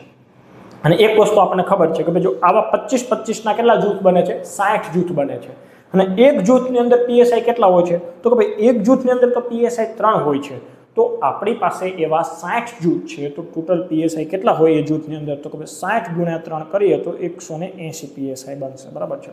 આમાં આપણે એક મિત્રનું એવું હતું, બસિયાભાઈ એવું કહેતો હતા કે ભાઈ આમાં 60 આવે, પણ 60 એ જો એવી રીતના હોત ને કે ભાઈ આપણે કોન્સ્ટેબલની જો સંખ્યા આપણે 24 રાખેલી હોત ને, તો કે 24 કોન્સ્ટેબલની વચ્ચે જો એક પીએસઆઈ હોય તો તમારો જવાબ 60 પણ આવી શકે છે, પણ જો આપણે પીએસઆઈની સંખ્યાને 1 રાખીએ તો પછી કાં તો કોન્સ્ટેબલની સંખ્યા બદલવી પડે તો તમારો જવાબ જે છે એ આ રીતે આવી શકે, બાકી તમારો જવાબ આ રીતે આવી શકે, બરાબર। બંને રીત મેં તમને અહીં કીધી છે। હવે ત્યાર પછીનો પ્રશ્ન છે કે ભાઈ રૂટ 13 એ ખાલી જગ્યા સંખ્યા છે, એટલે રૂટ 13 જે છે આમ કોઈ પૂર્ણ વર્ગ સંખ્યા નથી, 13 કોઈનું વર્ગમૂળ, આપણે 13નું વર્ગમૂળ કાઢીએ તો આપણે કોઈ પૂર્ણાંક અંક નથી, જો એવું નથી કે ભાઈ 13નું વર્ગમૂળ ના નીકળે, એક વસ્તુ ખાસ યાદ રાખજો, તમને એવું પૂછે કે ભાઈ 13 જે છે રૂટ 13, તો આનું વર્ગમૂળ નીકળે, તો હા નીકળે, પણ એ પોઈન્ટમાં આવે, બરાબર છે, એટલે ખાસ એ વસ્તુ સમજવાની, પૂર્ણ સંખ્યા નથી મળતી, પૂર્ણાંક નથી મળતો, એટલે આ જે હોય એવી સંખ્યાઓ જેનું વર્ગમૂળ નથી નીકળતું એ બધી સંખ્યાઓને આપણે કેવી કહીએ છીએ, તો ભાઈ અસમયી સંખ્યાઓ કહીએ છીએ, બરાબર છે। કઈ સંખ્યા પૂર્ણ વર્ગ નથી? હવે તમે આપણું જે વર્ગમૂળ વાળું ચેપ્ટર જોયું હોય તો મેં તમને 1 થી લઈને 115, બરાબર છે, 115 નહીં 125, તો 125 સુધીનો જ્યારે કોઈ વર્ગ તમને આપેલો હોય તો એ વર્ગનું વર્ગમૂળ કઈ રીતે કઢાય એ મેં તમને બહુ સારી રીતે સમજાવેલું છે, બરાબર છે। તમે ત્યાં જોશો તમને ડાયરેક્ટ એવું પૂછે છે કે ભાઈ 60 84, તો આ જે 60 84 છે એ કોનું વર્ગમૂળ છે, સોરી આનું વર્ગમૂળ કાઢો તો શું આવે, તો એ કઈ રીતે કાઢી શકો તમે વિથિન 10 સેકન્ડ, એ મેં ત્યાં તમને સમજાવ્યું છે। અહીં તમારે કોઈના વર્ગ કાઢવા જવાની જરૂર નથી। પહેલી વસ્તુ તો આપણને ખબર હોવી જોઈએ કે ભાઈ એક સિમ્પલ નિયમ છે, અહીં એ જ નિયમ આપણે અપ્લાય કરેલો છે કે ભાઈ કોઈ પણ પૂર્ણ વર્ગ સંખ્યા હોય તો એનો એકમનો અંક ક્યારેય 2 3 7 કે 8 એ કદી ના હોય। તો સૌથી પહેલાં તો આપણે એ ચેક કરવાનું કે ભાઈ આ ચેક કરીએ છીએ અને આપણને જવાબ મળે છે, જો જવાબ નથી મળતો અથવા તો 2 જવાબ મળે છે તો પછી મેં જે વર્ગમૂળ ચેપ્ટરની અંદર જે રીત શીખવી છે એ રીતે આપણે કરવી પડશે। તો આપણે જોઈએ કે ભાઈ પૂર્ણ વર્ગ સંખ્યા નથી, તો આમાંથી કોઈ એકમનો અંક આવી જતો હોય તો એ સંખ્યા હોય એ પૂર્ણ વર્ગ નહીં હોય એવું આપણે પહેલાં જ માની લઈશું। તો અહીં તમે જોઈ શકો છો કે ભાઈ 80 88 એમાં 8 આવી ગયું, તો એનો મતલબ એવો છે કે ભાઈ બીજાનું તો મને નથી ખબર કે આ A C અને D એ પૂર્ણ વર્ગ છે કે નહીં, એમાં નહીં ખબર, પણ એક વસ્તુ મને ખબર પડી ગઈ કે ભાઈ B તો કોઈ દિવસ પૂર્ણ વર્ગ સંખ્યા ના હોય, એટલે આપણે એ જ જોઈએ છે કે ભાઈ કઈ પૂર્ણ વર્ગ નથી, તો કોઈ B નથી, એટલે બાય ડિફોલ્ટ બીજી હશે જેવું માનીને આપણે આગળ નીકળી જઈશું। હવે ત્યાર પછીનો પ્રશ્ન છે કે ભાઈ 12નો વર્ગ વત્તા 14નો વર્ગ વત્તા ક્વેશ્ચન માર્કનો વર્ગ બરાબર 86નો વર્ગ હોય તો ક્વેશ્ચન માર્કની કિંમત શોધો। તો આપણે સિમ્પલી શું કરશું, તો કે ભાઈ પહેલાં બધાનો સરવાળો કરી નાખશું, બરાબર છે, બરાબરની પહેલી સાઈડ જઈશું, 86માંથી માઇનસ કરીશું અને પછી જોઈશું કે ભાઈ કઈ સંખ્યાનો એ વર્ગમૂળ થાય છે, બરાબર છે। તો 12નો વર્ગ કેટલો થાય છે, તો કે ભાઈ 144, પછી આપણે 14નો વર્ગનો સરવાળો કરવાનો છે તો કેટલો થાય છે, તો કે ભાઈ 196, બરાબર છે, તો અહીં 10 થશે, અહીં 1 અહીં આવશે, 14 અહીં 1 એટલે આવ્યા 340, તો 340 વત્તા ક્વેશ્ચન માર્ક બરાબર. હવે આપણે 86 નો વર્ગ કરવાનો છે, એને આપણને આવડે છે કે 88 કેટલા થાય છે 64, અહીં 36, 6 8 48 અને અહીં 96 એટલે 960. બંનેનો સરવાળો 6 9 13, અહીં 88 64 આવશે, બરાબર છે. મેં 84 લખ્યા છે, તો અહીં 13, અહીં વધી 1 એટલે અહીં આવે 7. તો અહીં જે આનો વર્ગમૂળ આવે વર્ગ આવે છે એ આવે છે 73 6 અને એમાંથી આપણે બાદ શું કરવાના છે તો કે ભાઈ 360 ને આપણે બાદ કરીશું, સોરી 340 ને. તો અહીં જ્યારે આપણે 340 બાદ કરીએ છીએ તો શું આવે છે તો કે ભાઈ 6 5 0 અને 70 56. તો હવે આપણે જોવાનું એ રહ્યું કે ભાઈ ક્વેશ્ચન માર્કનો વર્ગ બરાબર તમને એવું મળે છે 70 56, બરાબર છે. એટલી વસ્તુ આપણને મળી ગઈ છે. તો ક્વેશ્ચન માર્ક જોતો હોય તો આપણે 70 56 નું કરવું પડે શું તો કે ભાઈ વર્ગમૂળ. હવે વર્ગમૂળ મેં તમને કીધું એમ કે અગાઉ મેં તમને રીત સમજાવી હતી, એ રીત પણ એક વખત અહીં હું તમને કહી દઉં છું. બાકી તમે એક એવી અપ્રોચ પણ રાખી શકો કે ભાઈ જુઓ 82 હોય ને 82, તો તમે જુઓ તો એનો જે વર્ગ તમે કરો ને તો 2 2 4, તો એના એકમનો અંક 4 હોય ને તો 82 આવે, જ્યારે અહીં શું છે 6, તો 82 જવાબ નહીં આવે. 85 તો એમાં એકમનો અંક 5 હોવો જોઈએ. 84 તો ભાઈ ચોક્કે 16 થાય છે, તો એકમનો અંક 6, તો એકમનો અંક 6 હોય તો 84 જવાબ આવી શકે. તો આપણે આને હાલ રાખીએ અને 88 થાય 64, એટલે આમાં એકમનો અંક 4 જુઓ એટલે આ પણ જવાબ નહીં. એટલે અહીં આપણને ડાયરેક્ટ ખબર પડી ગઈ કે ભાઈ જે 84 છે એ જવાબ આવશે, બરાબર. હવે આવી રીત માની લો કે તમને અહીં જે છે 84 આપ્યો છે એટલે આપણને ખ્યાલ આવી ગયો. હવે તમને કન્ફ્યુઝ કરવા માટે જો અહીં 74 આપ્યો હોય તકલીફ પડે તો આપણે કઈ રીતે કરવાનો તો કે ભાઈ આપણને ખબર છે કે 75 અને 100 આ બંનેના વચ્ચે આવશે. શું કામ કે ભાઈ 7 8 56 25, બરાબર છે. 56 25 કરતાં મોટી સંખ્યા છે આ 70 56 અને 100 કરતાં ઓછી છે. અને મેં તમને કીધેલું છે કે જ્યારે 75 અને 100 ની વચ્ચે આવે એટલે કે 56 25 કરતાં મોટી હોય એટલે આપણો જે જવાબ છે એ 100 માઇનસ આવશે. અને 100 માઇનસ કેટલો તો કે ભાઈ આપણે જોઈશું કે ભાઈ જે છેલ્લા 2 અંક છે, બરાબર, તો છેલ્લા 2 અંક એ 1 થી 25 સુધીમાં કોના વર્ગમાં એ છેલ્લા 2 અંક આવે છે. તો આ જે છે એ 256, આપણને ખબર છે 16 નો વર્ગ છે, તો અહીં 100 માઇનસ 16 કરવા પડશે એટલે અહીં આવશે આપણે શું તો કે ભાઈ 84. તો આ રીતે આપણે આનો જવાબ લાવી શકીએ. કોઈ પણ સંખ્યાનો આપણે તમે લાવી શકો છો. 10,000 કરતાં મોટી સંખ્યા હોય એનો પણ તમે લાવી શકો છો. આગળ કદાચ એક પ્રશ્ન છે તો એમાં આપણે વધુ ડિટેલમાં જોઈશું. ₹16 એક વસ્તુ વેચવાથી તેની મૂળ કિંમત જેટલા ટકા ખોટ જાય છે, તો વસ્તુની મૂળ કિંમત શોધો. એટલે વસ્તુની મૂળ કિંમત જેટલા ટકા ખોટ જાય છે એનો મતલબ શું કે માની લો કે વસ્તુની કિંમત ₹20 છે. આપણે ઓપ્શન એ થી ટ્રાય કરીએ. ચલો માની લો કે વસ્તુની કિંમત જે છે એ ₹20 છે. તમે જ્યારે એને ₹16 વેચો છો તો તમને 20% ખોટ જાય છે કે નહીં, તો એ ઓપ્શન જવાબ આવી શકે. તો ચલો ₹20 વસ્તુ જ્યારે તમે ₹16 વેચો તો ₹4 તમને ખોટ જાય છે. કેટલા રૂપિયા ઉપર તો કે ભાઈ ₹20 ઉપર. તો આને આપણે ટકાવારીમાં ફેરવીએ તો 4 છે તો એને આપણે 20 વડે ઉડાડવા હોય તો 4 5 ને 20 અને અહીં તો કે ભાઈ 20 5 ને 100, તો અહીં 20% ખોટ જાય છે. તો જો વસ્તુની મૂળ કિંમત જેટલા ટકા, વસ્તુ ₹20 હતી, વસ્તુ પર 20% ખોટ ગઈ, તો ભાઈ એ ઓપ્શન છે એ સાચો જવાબ છે. ટીક કરી દેવાનો. તો ભાઈ ટીક કરતા પહેલા એક વખત ઓપ્શન ચેક કરી લેવાનું. તો જો અહીં તમને 20 અને 80 આવો ઓપ્શન પણ આપેલો છે, બરાબર છે. તો એક વખત આપણે 80 નું પણ ચેક કરીએ. તો કે ભાઈ ₹80 જે વસ્તુ હોય, જે તમે ₹80 વસ્તુ ખરીદી છે, તો એને તમે જ્યારે ₹16 વેચો છો તો આપણને ખબર છે કે ભાઈ 16 5 ને 80 થાય છે, બરાબર છે. ₹16 તમે વેચો છો એટલે તમને કેટલા રૂપિયા ભાઈ તો કે ભાઈ એક વસ્તુ તમે સમજો કે ભાઈ 16 થી તમે 80 ગયા તો તમને કેટલા રૂપિયાની ખોટ ગઈ તો કે ભાઈ પહેલા 10 કાઢો એટલે 70 ને બીજા તમે 6 કાઢો એટલે ₹64 ખોટ જશે. તો કે કેટલામાંથી તો કે ભાઈ ₹80 ટકાવારીમાં ફેરવો તો કે ભાઈ 16 ચોખ્ખું 64 અને 16 5 80 અને 20 5 અને 100 અને 20 ગુણ્યા 4 એટલે કેટલા થાય છે તો કે ભાઈ 80% ખોટ. તો ₹80 વસ્તુ પર 80% ખોટ ગઈ તો એ અને બી બંને તો આવું ક્યાં છે તો કે 20 અને 40. હવે 64 ચેક કરવાના બિલકુલ નહીં કરવાના, કેમ કે એ ઓપ્શન આવે એ શક્ય જ નથી. ત્યાર પછીનો પ્રશ્ન છે કે એક સેલ્સમેન એક ખુરશી ₹3000 ખરીદીને ₹2700 વેચે તો કેટલા ટકા ખોટ ગઈ કહેવાય તો કે ₹300 ખોટ જાય છે. કેટલામાંથી તો કે ભાઈ 3000 માંથી. ટકાવારીમાં ફેરવો તો 2 0 ગયા, આ 2 0 ગયા, 10 તેરી 30 થશે, 10 10 ઉડી જાય, 10% જે છે એ ખોટ આવશે. તો 10% ખોટ ક્યાં છે? તો કે ભાઈ ઓપ્શન એ. ખૂબ સરળ પ્રશ્ન છે, આમાં તો વધારે કંઈ સમજવા જેવું છે નહીં. કોઈ વસ્તુ 1800 રૂપિયામાં વેચવાથી 25% નુકસાન થાય છે, તો એમને 35% નફો મેળવવો હોય તો વસ્તુ કેટલામાં વેચવી જોઈએ? તો કે ભાઈ 100 રૂપિયાની વસ્તુ 135 રૂપિયામાં વેચવી જોઈએ. હું તમને એવું કહી દઉં ડાયરેક્ટ કે ભાઈ 1800 રૂપિયાની વસ્તુને જ્યારે તમે કોઈ વસ્તુને 1800માં વેચો, 25% નુકસાન થયું, એનો મતલબ શું? તો કે 1800 રૂપિયા એ તમારા માટે 75% રકમ થઈ. તમારે જોઈએ છે કેટલી? તો કે ભાઈ 135% રકમ તો મારે જોઈએ જ છે ભાઈ કોઈ પણ સંજોગોમાં. તો એ થશે કેટલા? તો કે ભાઈ 1800 ગુણ્યા 135 અને એના છેદમાં 75.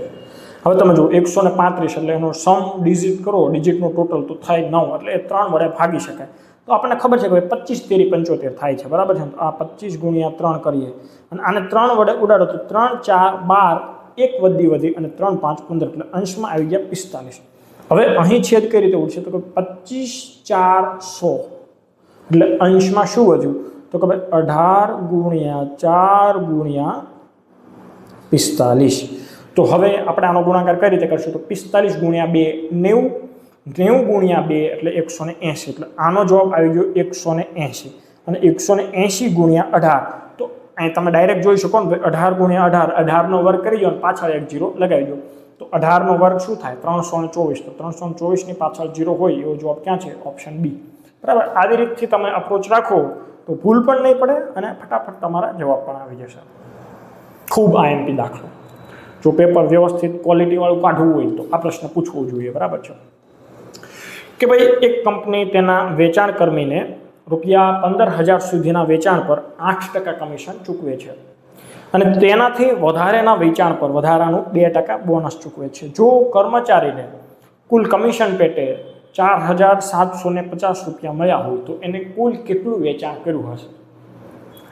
આ પ્રકારના દાખલા સોલ્વ કરવા માટે અગાઉ પણ મેં આવા દાખલા કરાવેલા છે. જે ટકાવારીનું જે ચેપ્ટર તમે જોયું હોય તો એમાં ખૂબ સારી રીતે ડિટેલ કોન્સેપ્ટ સાથે મેં તમને કરાવ્યા છે.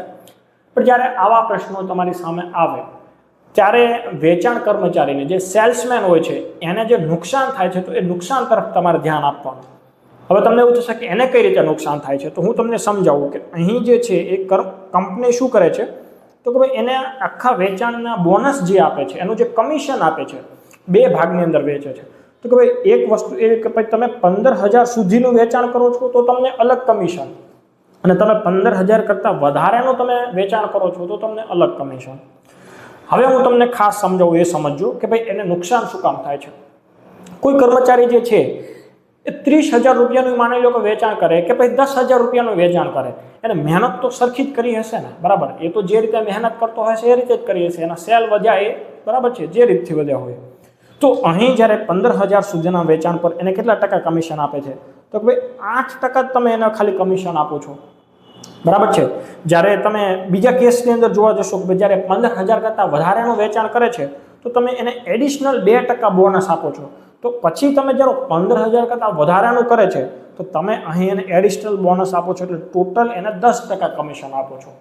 હવે સેલ્સમેન 15,000 કરતાં ઓછાનું વેચાણ કરે કે 15,000 કરતાં વધારાનું વેચાણ કરે, એને મહેનત તો સરખી જ કરી છે, તો અહીં શરૂઆતમાં એને 2% જે તમે ઓછા આપો ને એ એનું નુકસાન છે, બરાબર છે. હવે આપણે જ્યારે આ પ્રકારના દાખલા ગણવા હોય ત્યારે શું કરશું? તો કે ભાઈ આપણે અન્યાયનો વિરોધ કરીશું, બરાબર છે. તો એ કઈ રીતે? હવે માની લો કે આ કેસની અંદર કમિશન કેટલું લઈ જાય છે? તો કે ભાઈ 4,750 રૂપિયાનું કમિશન છતાં પણ એ વ્યક્તિ લઈ જાય છે. તો હું એવું કહું છું કે ભાઈ જો તમે એની સાથે અન્યાય નથી કરતા, આજે 15,000 રૂપિયાનું એ વેચાણ કરે છે અને એમાંય તે તમે એને 10% જ બોનસ આપો તો શું થાત? તો કે ભાઈ આ 8% તો તમે એને ઓલરેડી આપ્યું છે. જો તમે એને 10% આપ્યું હોત તો હજુ તમે આમાં 2% વધારે એને કમિશન આપ્યું હોત. તો ભાઈ 15,000ના હું 2% કરું છું તો આ 15,000 એના 2% છેદમાં 100 તો 0 0 ઉડી જાય, બરાબર છે. એટલે 150 ગુણ્યા 2 એટલે 300 રૂપિયા કમિશન તમે એને હજુ વધારે આપ્યું હોત, બરાબર છે. જો તમે અહીં પણ એને 10% કમિશન આપ્યું હોત તો એનું જે કમિશન હતું એમાં હજી 300 રૂપિયા એ વધારે લઈ શકતો હતો. તો હું એવું કહું કે ચલો માની લો કે તમે એને આપી દીધું છે, તો અહીં એને 300 રૂપિયા જો હજુ વધારાના મળ્યા હોત તો સરવાળો શું થાય? તો 0 5 0 5, બરાબર છે. તો ₹5050 એ કમિશન લઈને ગયો હોત જો એની સાથે અન્યાય ના થયો હોત ને તો માની લો કે આ ₹5050 એ લઈને ગયો હોત તો હવે જુઓ પહેલાં તમે એને 10% કમિશન આપ્યું અને પછી તમે એને 10% કમિશન આપ્યું એટલે તમે એના કુલ વેચાણનું 10% કમિશન આપી દીધું છે. તો હું એવું કહું કે ભાઈ જો 10% કમિશન હોય એ હોય ₹5050 તો 100% હોત એ એનું વેચાણ હોત એ કેટલા તો કે ભાઈ 10 ગણાનો વધારો થયો છે એટલે પાછળ એક 0 લાગી ગયો તો 50,500 ક્યાં છે તો ઓપ્શન ડી. તો આ તમારો જવાબ. ખૂબ સરળ છે, ખૂબ સારા કોન્સેપ્ટ સાથે સમજાવ્યો છે, બરાબર છે. આ કોન્સેપ્ટ તમને કેવો લાગ્યો તમારે કોમેન્ટમાં બતાવવાનું છે, તમારે હાજરી પુરાવવાની છે. જો આ પ્રશ્ન તમને કેવો લાગ્યો, તમને સમજાઈ ગયો છે તો સમજાઈ ગયો ડન એવું લખો. જો ના સમજાયો હોય તો તમે એવું કહો ભાઈ આવો હજી 1-2 પ્રશ્નની પ્રેક્ટિસ કરાવો તો આપણે આવતી ટેસ્ટની અંદર આવો એક જ પ્રશ્ન મૂકી દઈશું, બરાબર છે. હવે તમને ડાયરેક્ટ એવું પૂછી લીધું કે 11,881 જે છે એનું વર્ગમૂળ શું થશે. હવે આમાં તમે 2 રીતથી કરી શકો, બરાબર છે. એક તો મેં તમને જે અગાઉ શીખવાડેલી છે આપણા લેક્ચરની અંદર એ, બાકી તમે ઓપ્શનની મદદથી પણ તમે કરી શકો. તો કે કઈ રીતે? હવે કન્ફ્યુઝન તમને અહીં એ રીતનું થશે કે ભાઈ જુઓ 113 છે એટલે એકમનો અંક જો 3 હોય તો એનો તમે જ્યારે પણ વર્ગમૂળ કરો તો એનો જે એનો વર્ગ કરો તો વર્ગમાં 9 આવવો જોઈએ. જેમ કે તમે જોશો 3 તો 3 નો વર્ગ શું થાય 9, 13 છે તો એનો શું થાય તો 169, બરાબર છે. એટલે એમાં તો 9 આવે. અહીં છેલ્લે 1 છે 113 નહીં આવે. સેમ એવી રીતે જો 7 હોય તો એમ છેલ્લે 7 49. ભાઈ તમે જ્યારે 17 નો વર્ગ કરવા જશો ત્યારે શું થશે તો 289. તો એમાં પણ 9 આવે છે તો આ નહીં આવે. તો વધ્યું શું તો કે ભાઈ 109 અને 119. હવે બંનેમાં છેલ્લે 1 આવે છે તો કયું? તો હવે અહીં તમારે ખાસ એક વસ્તુ એ સમજવાની કે ભાઈ મેં તમને કીધું હતું કે ભાઈ જ્યારે 10,000 કરતાં વધારે હોય અને આપણને ખબર છે કે ભાઈ 125 નો જે વર્ગ હોય તો એ જે છે એની કરતાં આ સંખ્યા નીચે છે. તો એ તમને 125 નો વર્ગ કઈ રીતે ખબર પડે તો કે ભાઈ 12 × 13 કરી દેવાનો. એ જે જવાબ આવે એની પાછળ તમારે 25 મૂકી દેવાના. હવે તમે માની લો કે 12 × 12 કરો છો ને તો તે 12 નો વર્ગ કેટલો થાય છે તો કે 144 અને 144 ની પાછળ જો તમે 25 મૂકો છો તો પણ આ સંખ્યા આના કરતાં નાની જ છે, બરાબર છે. એટલે હું એવું નથી કહેતો કે 125 નો વર્ગ આ થાય, બરાબર છે. હજુ આમાં તમે 13 આ બેનો ગુણાકાર કરો એ જે આવે એ અહીં મૂકો તો થાય છે. પણ મારો કહેવાનો અર્થ એવો છે કે આ જે પણ સંખ્યા હશે એ ક્યાં હશે તો કે ભાઈ 100 થી 125 ની વચ્ચે હશે, બરાબર છે. તો આપણે જે જવાબ આવશે એમાં શું કરવું પડશે તો કે ભાઈ 100 પ્લસ કરવા પડશે. 100 પ્લસ કેટલા કરવાના તો કે ભાઈ આપણને જે રકમ આપી છે એમાં છેલ્લા 2 અંક આપણે જોઈએ તો કે ભાઈ 81. તો 81 1 થી લઈને 25 સુધીના તમે જ્યારે વર્ગમાં જાઓ છો તો 81 કોના વર્ગમાં આવે છે તો તમે જોશો કે ભાઈ ક્યાંય આખા 81 ક્યાંય તમને નહીં મળે. 21માં જોશો તો 441 થઈ જશે, બરાબર છે. 11માં તમે જોવા જાઓ તો કેટલા થઈ જાય છે 121 થઈ જાય છે, 21 થાય છે, 81 નહીં થતો. સેમ એવી રીતે તમે જ્યારે 19માં જોશો 361 થઈ જાય છે પણ 81 નથી થતો. આપણને ખબર છે 9 નો વર્ગ 81 થાય તો બસ આમાં 9 એડ કરવા પડશે તો આપણો જવાબ શું આવશે 109. તો અહીં 109 જે છે એ સાચો જવાબ બને છે. તમે આપણું એક આ જે છે વર્ગમૂળ વાળું ચેપ્ટર જોશો તો તમને એમાં એકદમ પ્રોપરલી આઈડિયા આવી જશે. ત્યાર પછીનો પ્રશ્ન છે કે એક કરિયાણાવાળો 150 કિલો ઘઉં વેચે છે, તેમાં 10% ઘઉં હલકી ગુણવત્તાના છે.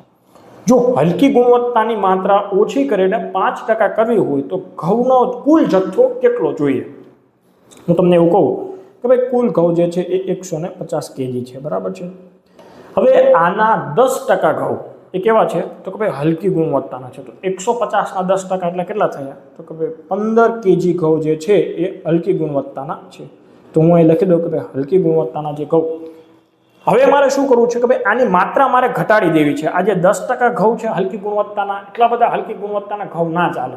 આપણે એવું કહીએ કે ભાઈ એની ક્વોન્ટિટી છે એ ક્વોન્ટિટી તો તમારે સેમ જ રાખવાની છે, એનો જે પર્સન્ટેજ છે એ તમારે ઘટાડી દેવા છે. તો હું એવું કહું કે ભાઈ આજે 15 kg ઘઉં છે એ અત્યારે કેટલા છે તો કે ભાઈ 10% ઘઉં છે, બરાબર છે. ત્યારે તમારી પાસે કુલ ઘઉં કેટલા છે તો કે ભાઈ 150 kg છે. હવે કિલોમાં તો 15 કિલો એ 15 કિલો જ છે. હવે તમારે ટકાવારી ઘટાડવી હોય તો તમારે શું કરવું પડે તો ભાઈ સારી ગુણવત્તાવાળા અમુક ઘઉં એડ કરવા પડે. તો તમે એના અમુક ઘઉં એડ કરી દઈશું, બરાબર. આ દાખલો 3 રીતથી ગણી શકાય છે પણ હું તમને સૌથી બેસ્ટ અપ્રોચ અહીં કહું છું. તો તમે માની લો કે અમુક પ્રકારના ઘઉં એડ કરી દીધા, તો હવે શું થશે? તો કે ભાઈ આ 15 kg જે ઘઉં છે એ હવે થઈ ગયા છે કેટલા ટકા? તો કે ભાઈ એ થઈ ગયા છે 5% ઘઉં થયા છે. તો આપણે જોઈએ છે કે ભાઈ કુલ જથ્થો કેટલો હશે? તો ભાઈ કુલ જથ્થો નવો, અહીં હવે નવી વાત કરીએ છીએ, તો નવો કુલ જથ્થો કેટલો હશે? તો ભાઈ 100% એ કેટલા? તો તમે જુઓ કે 5 થી 100 સુધી જવા માટે કેટલા? તો ભાઈ 20 ગણા કર્યા છે, તો અહીં તે તમારે આના 20 ગણા, તો 15 દુ 30 અને થશે 300 kg. તો નવો જથ્થો જે છે એ 300 kg જોઈએ. હવે પ્રશ્ન જો તમને એવો પૂછવો હોત કે ભાઈ આ જે ઘઉં છે હલકી ગુણવત્તાના એ 10% થી ઘટાડીને એના 5% કરવા હોય તો કેટલા કેજી ઘઉં એમાં એડ કરવા પડે? આ પ્રશ્ન મેં માની લો તમને બદલી દીધો કે ભાઈ ચલો મેં એવું કીધું કે ભાઈ એને 5% મારે કરવો હોય તો નવા કેટલા કિલો ઘઉં એડ કરવા પડે? આનો જવાબ તમારે કોમેન્ટમાં આપવાનો રહેશે, બરાબર છે? ખૂબ સરળ છે, તમારે દાખલાની ગણતરી નથી કરવાની, ખાલી તમે આ આખો દાખલો ગયો હોય સમજેલા હોત તો તમને ડાયરેક્ટ ત્યાં જવાબ મળી જાય, બરાબર? હવે ત્યાર પછીનો પ્રશ્ન છે કે ભાઈ પિતા અને પુત્રની હાલની ઉંમરનો ગુણોત્તર કેટલો છે? 3:1 છે, બરાબર છે? તો ફાધર જેમ પુત્રી છે, બરાબર છે? તો ડોટર 3:1 છે. 4 વર્ષ પહેલાનો ગુણોત્તર 4:1 હતો. પિતા અને પુત્રની આજથી 2 વર્ષ પછીની ઉંમરની સરેરાશ કેટલી થશે? દાખલો તમે બે રીતે ગણી શકો છો, એક ટ્રેડિશનલ રીતથી ગણી શકો, એક ઓપ્શન પરથી ગણી શકો, બરાબર છે? તમને જે પણ રીત ફાવે એ રીતથી તમારે કરી દેવાનું. તો આપણે ઓપ્શનની રીતથી કઈ રીતે થાય? માની લો કે આપણે ઓપ્શન એ છે 26. 26 શું છે? તો કે ભાઈ સરેરાશ છે. તો સરેરાશ હોય તો મારે સરવાળો જોતો હોય તો કેટલા લોકો છે? તો કે 2 લોકોની સરેરાશ 26 હોય તો 2 નો સરવાળો કેટલો થાય? તો કે ભાઈ 26 દુ 52 થશે, બરાબર છે? તો ચલો આ 52 થઈ ગયું. 52 શું છે? તો કે ભાઈ આજથી 2 વર્ષ પછીની ઉંમરનો સરવાળો છે. તો મારે આજની ઉંમર જોતી હોય 2 જણની, તો 2 ને 2 વર્ષ ઉંમર ઘટાડું એટલે ટોટલ ઉંમર કેટલી ઘટશે? તો કે ભાઈ 4 વર્ષ ઘટશે. તો હાલ ઉંમર કેટલી થઈ? તો કે ભાઈ 48 થઈ. હવે તમે એક વખત ચેક કરો, 3:1 ના પ્રમાણમાં કરો તો 4 થાય, તો કેટલા ચોકું 48 થાય, બરાબર છે? તો 12 ચોકું 48, 12 દુ 24, 24 દુ 48, એટલે આપણને એક એકમ કેટલાનો મળે છે? 12 નો મળે છે.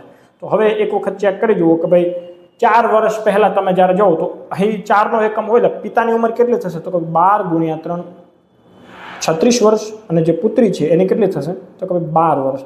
હવે 4 વર્ષ પહેલા કીધું હે તો આની કેટલી થઈ જશે? તો કે 32 થઈ જાય. આની કેટલી થઈ જાય? તો કે 8.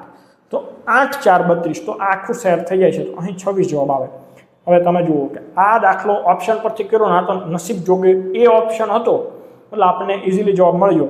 પણ આમાં ઓપ્શન એ ના હોય તો આવું તમે દરેક ઓપ્શન ટ્રાય કરવા જાઓ તો થોડોક વાર વધારે લાગે. જવાબ તો હોય તો તમારો 30 40 50 સેકન્ડની અંદર આવી જશે, પણ આમાં આપણે પછી આપણને રીત તો આવડે જ છે, તો એ જ રીતથી કરી લેવાની કે ભાઈ હાલની ઉંમર જે છે કેટલી છે? તો ભાઈ 3x છે અને x છે.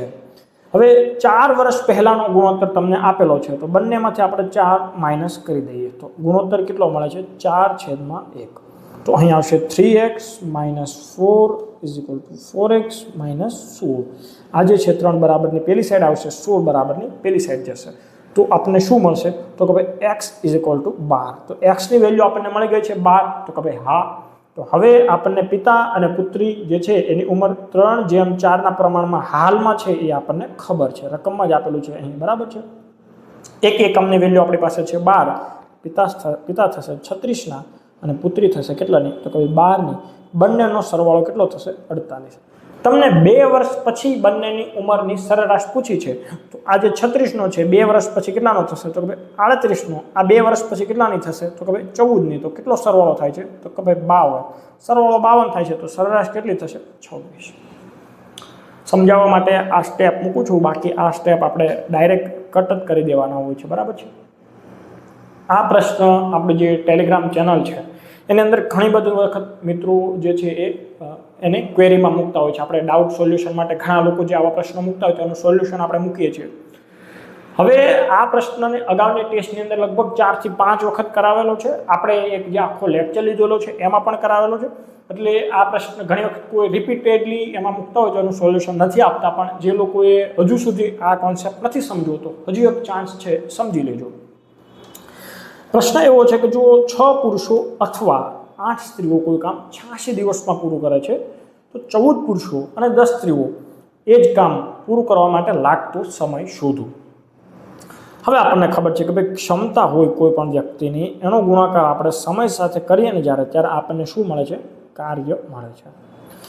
તો હવે આપણે પહેલા સ્ત્રી અને પુરુષ એ બંનેની ક્ષમતા શોધી લઈએ. હવે અથવા છે તો એનો મતલબ એવો થયો કે ભાઈ 6 મેલ ઇઝ ઇક્વલ ટુ 8 ફિમેલ. એટલે આપણે M/F જ્યારે કરીએ તો 4/3 અહીં સુધી કોઈની ક્વેરી હોવી જોઈએ નહીં. પુરુષની ક્ષમતા 4 છે, સ્ત્રીની ક્ષમતા 3 છે. બંને કામને 86 દિવસમાં પૂરું કરે છે તો સ્વાભાવિક સ્ત્રીની ક્ષમતા ઓછી છે તો એની સંખ્યા વધારે જ હોવાની છે. વધારે જ છે, રકમ આપેલી જ છે, બરાબર છે. હવે આપણે શોધી લઈએ પહેલાં તો કુલ કામ. આપણે જોઈએ છે શું, જો એક વસ્તુ લાગતો સમય શોધવાનો છે. એટલે અહીં આપણે શોધવું હોય સમય, તો આપણે સમય જ્યારે જોઈએ હોય તો શું કરવું પડે?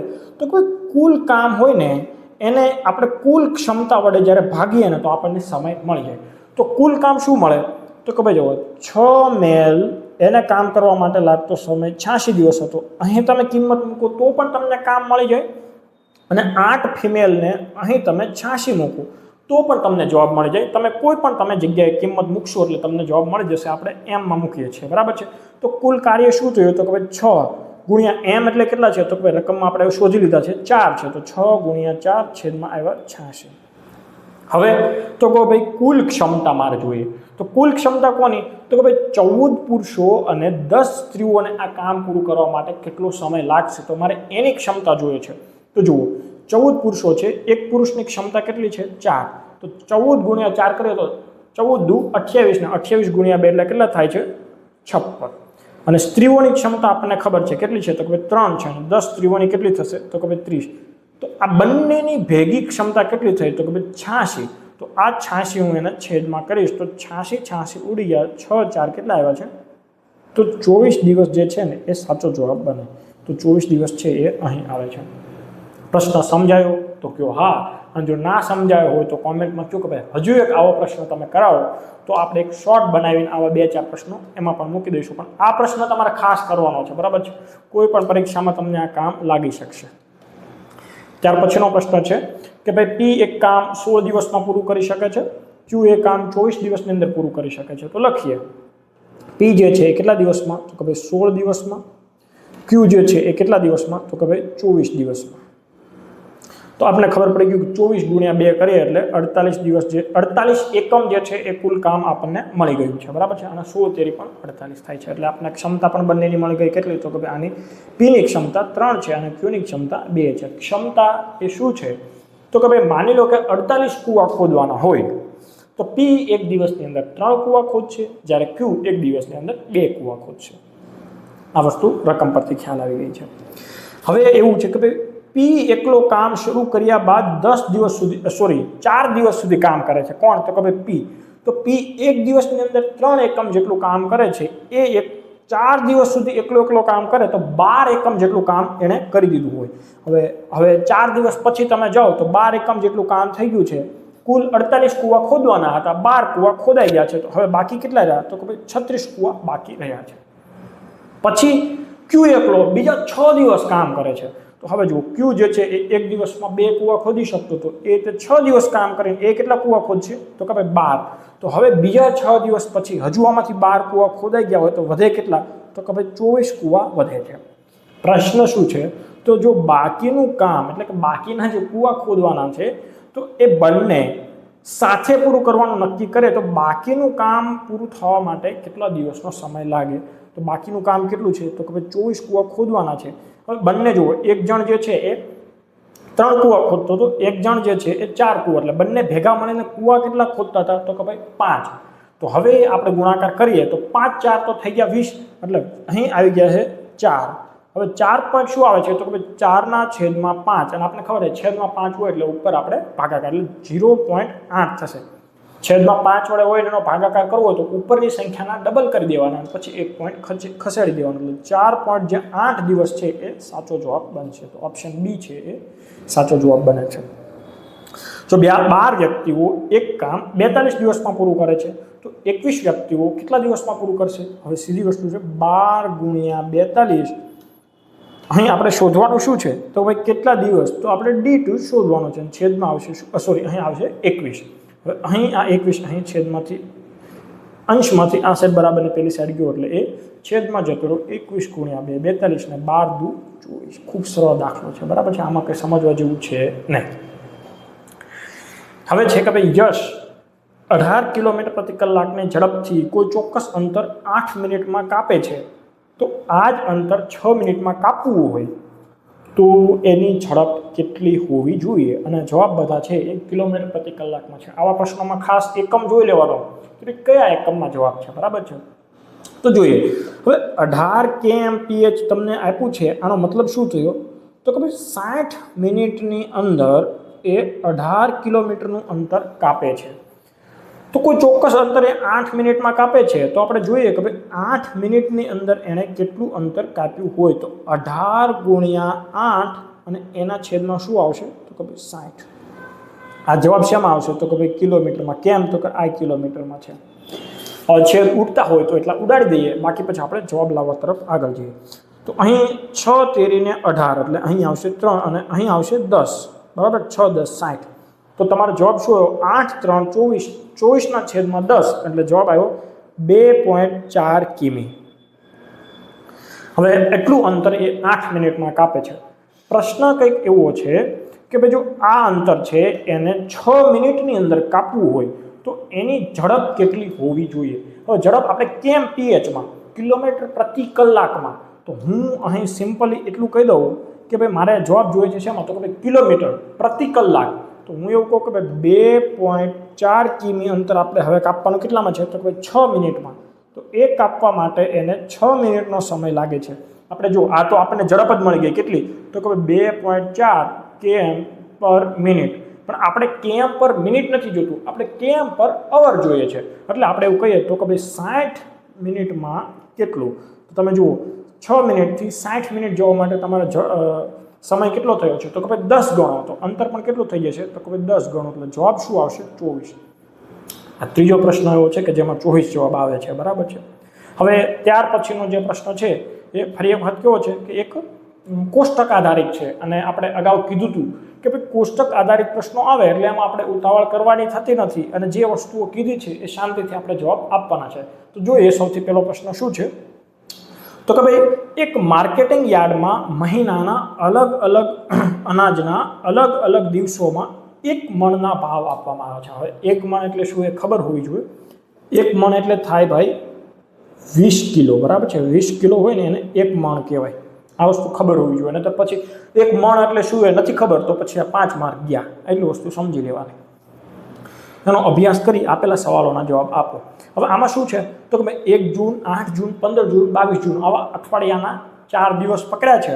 અને મગફળી, ઘઉં, બાજરી, ચોખા અને જુવાર તો આ બધાના અલગ અલગ દિવસોમાં અલગ અલગ તમને ભાવ આપેલા છે. અને ત્યાર પછી તમને પ્રશ્ન આપેલા છે. તો આપણે જોઈએ આગળના પ્રશ્નો શું કહે છે. તો 28મો પ્રશ્ન એવો છે કે કોઈ ખેડૂત મગફળીનો સૌથી વધુ ભાવ હોય ત્યારે 1 ટન મગફળી વેચે તો તેને કેટલા રૂપિયા મળ્યા હશે? હવે જો આમાં મણ એટલે કેટલા કિલો થાય, ક્વિન્ટલ એટલે કેટલા કિલો થાય, ટન એટલે કેટલા કિલો થાય, એ બધી વસ્તુઓ ખબર હોય તો આપણને જવાબ મળે. એટલે બેઝિકલી આ પ્રશ્ન મૂકવાનું કારણ એ છે કે ભાઈ તમને આવા બધા એકમો વિશે પણ ખ્યાલ હોવું જોઈએ. અને આ વિડીયો જોયા પછી જો તમને એવો અંદાજ આવી જાય કે ભાઈ આપણને આ ખ્યાલ નથી તો એ વસ્તુ ખાસ ખ્યાલ હોવી જોઈએ. હવે તો ડાયરેક્ટ પણ પૂછે છે ભાઈ કે ભાઈ 1 ક્વિન્ટલ એટલે કેટલા કિલો, એટલે એ રીતે આપણે તૈયાર રહેવાનું બરાબર. 1 ટન એટલે થાય 1000 કિલો. તો ચલો આ 1000 કિલો થઈ ગયા. હવે શું કહે છે કે ભાઈ મગફળીનો સૌથી વધુ ભાવ હોય ત્યારે તો મગફળીમાં તમે જુઓ કે ભાઈ સૌથી વધુ ભાવ એટલે કેટલો છે 22 જૂનના રોજ 980 રૂપિયા એ સૌથી વધુ ભાવ થયો. તો એવું કહું કે ભાઈ 1 મણ એટલે કેટલો છે તો ભાઈ 20 કિલોના એને જ્યારે મળે છે 980 રૂપિયા બરાબર છે. તો આપણે તો એક ટન વેચે છે તો કેટલા થાય છે તો કે ભાઈ 1000. તો એ કેટલા? આ સિમ્પલ ત્રિરાશિ મૂકો તો ભાઈ તમે જો 20 થી જવા માટે 1000 સુધી જવા માટે કેટલા તો ભાઈ 50 ગણો થયો છે. કઈ રીતે ખબર પડી તો કે ભાઈ 20 55 100 અને હજુ એક 0 એટલે 50 ગણો ભાવ થયો. એટલે 980 ગુણ્યા 50 કરીએ એટલે આપણને કુલ રકમ મળી જશે. તો એક 0 મૂકી દીધો છે. 8 5 40 નો હજી એક 0 વધી એવી 4 8 5 સોરી 9 5 45 ને 45 ને 4 49. તો 49000 ક્યાં છે તો કે ભાઈ ઓપ્શન ડી છે 49,000 એ સાચો જવાબ બને છે, બરાબર છે। ત્યાર પછીનો પ્રશ્ન છે કે ભાઈ આપેલી તારીખોમાં તમામ પાકની સરેરાશને ઉતરતા ક્રમમાં ગોઠવવામાં આવે તો સૌથી કયો ક્રમ આમાં નીચે મુજબમાંથી હશે। હવે આમાં કોઈ વ્યક્તિ જો બધાનો સરવાળો કરીને પછી સરેરાશ ગોતે તો એ થોડુંક મૂર્ખામી ભર્યું કામ કહેવાય, કારણ કે સ્વાભાવિક રીતે જેનો સરવાળો વધારે, બરાબર છે, એની સરેરાશ વધારે। તો આપણે એ જોવાનો પ્રયાસ કરીએ કે ભાઈ સૌથી વધુ ભાવ કોને મળે છે। હવે તમે એક વખત આમાં નજર ફેરવશો તો તમને જોવા મળશે કે ભાઈ મગફળીના જે ભાવો છે બધી વખતે 900 કરતાં વધારે જ છે, તમે જોઈ શકો છો। જ્યારે ચોખા છે, ચોખામાં 900 કરતાં વધારે છે, કેટલા છે તો 930, 40, 60, એક વખત 870 છે। તો સૌથી ઉપર કોણ આવશે તો ભાઈ મગફળી આવશે। એવું કેમ કે ભાઈ બધી વખત 900 થી વધારે છે અને આમાં તમે જોઈ શકો છો કે 3 વખત છે પણ એક વખત 800 થી ઓછા પણ છે, એટલે એક સૌથી પહેલું તો આપણને મગફળી આવે એ ખ્યાલ આવી ગયો। તો ચલો મગફળી આપણને સૌથી પહેલી હોય એટલે ડી ઓપ્શન નીકળી ગયો। બીજા નંબરે ચોખા જ છે, કારણ કે ચોખા સિવાય બીજા કોઈના 900 છે નહીં, એટલે આપણે બીજા નંબર ચોખા તો બધામાં છે। તો હવે આપણે થોડુંક મહેનત કરવી પડશે કે ભાઈ ચલો મગફળી જે છે એ તો આપણે કાઢી દીધી છે, ચોખા જે છે એ કાઢી દીધા છે, એટલે આખા પ્રશ્નની અંદર આપણે ખાલી 2 વસ્તુના જ સરવાળા કરવાના રહ્યા છે, બરાબર છે। એટલે આમાં સરવાળા જેનો વધુ હશે એની સરેરાશ વધારે હશે। હવે આપણે પહેલાં જોઈએ બાજરીનું જોઈએ, ચલો તો ભાઈ શું કામ, કારણ કે ભાઈ બાજરી 2માં છે એટલે આપણે ચેક કરીએ કે ભાઈ બાજરી જે છે પછી આપણે એને ઘઉં સાથે ચેક કરીશું એટલે આપણને ખ્યાલ આવી જશે। તો બાજરીનો સરવાળો કરીએ તો ભાઈ 600 ને 500 કેટલા થશે તો ભાઈ 1100 ને બીજા 500 તો ભાઈ 1600, બરાબર છે ને, અને 1600 ને બીજા 500 એટલે કેટલા થશે તો ભાઈ 2100। એક વખત જોઈ લેજો કે ભાઈ 6 ને 5 11 ને 5 16 ને 16 ને 5 21। હવે તો કે ભાઈ 30 70 એટલે 100, બસ 100 એ પૂરું થઈ ગયું, એટલે અહીં આપણે બીજા 100 એડ કરી દઈશું તો શું થશે તો કે ભાઈ 2200 એડ થશે।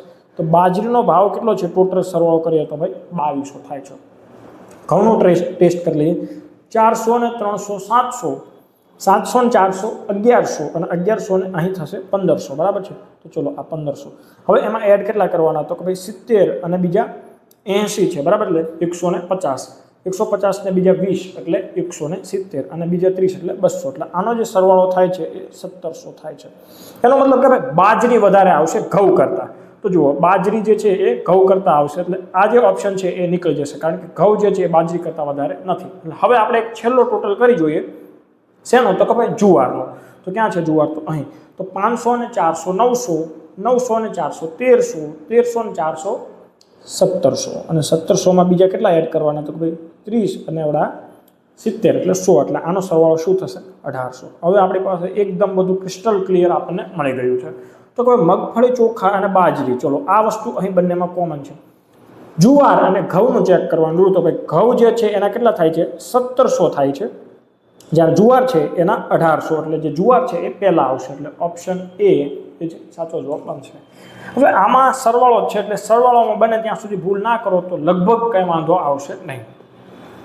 ત્યાર પછીનો પ્રશ્ન છે કે એક ખેડૂતને 1 ક્વિન્ટલ, ફરી વખત મેં તમને કીધું હતું કે ભાઈ તમને આ વસ્તુ ખબર હશે તો વાંધો નહીં આવે, બરાબર છે ને। 1 ક્વિન્ટલ એટલે કેટલા કિલો થાય તો કે ભાઈ 100 કિલો થાય, તો અહીં આપણે લખી દીધું 100 kg। 1 ક્વિન્ટલ બાજરીના ઉત્પાદનમાં એને 1000 રૂપિયાનો ઉત્પાદન ખર્ચ લાગે છે। જો 1 જૂનના રોજ એ તેનું વેચાણ કરે તો 1 ક્વિન્ટલ બાજરી પર એને કેટલા ટકા નફો થાય।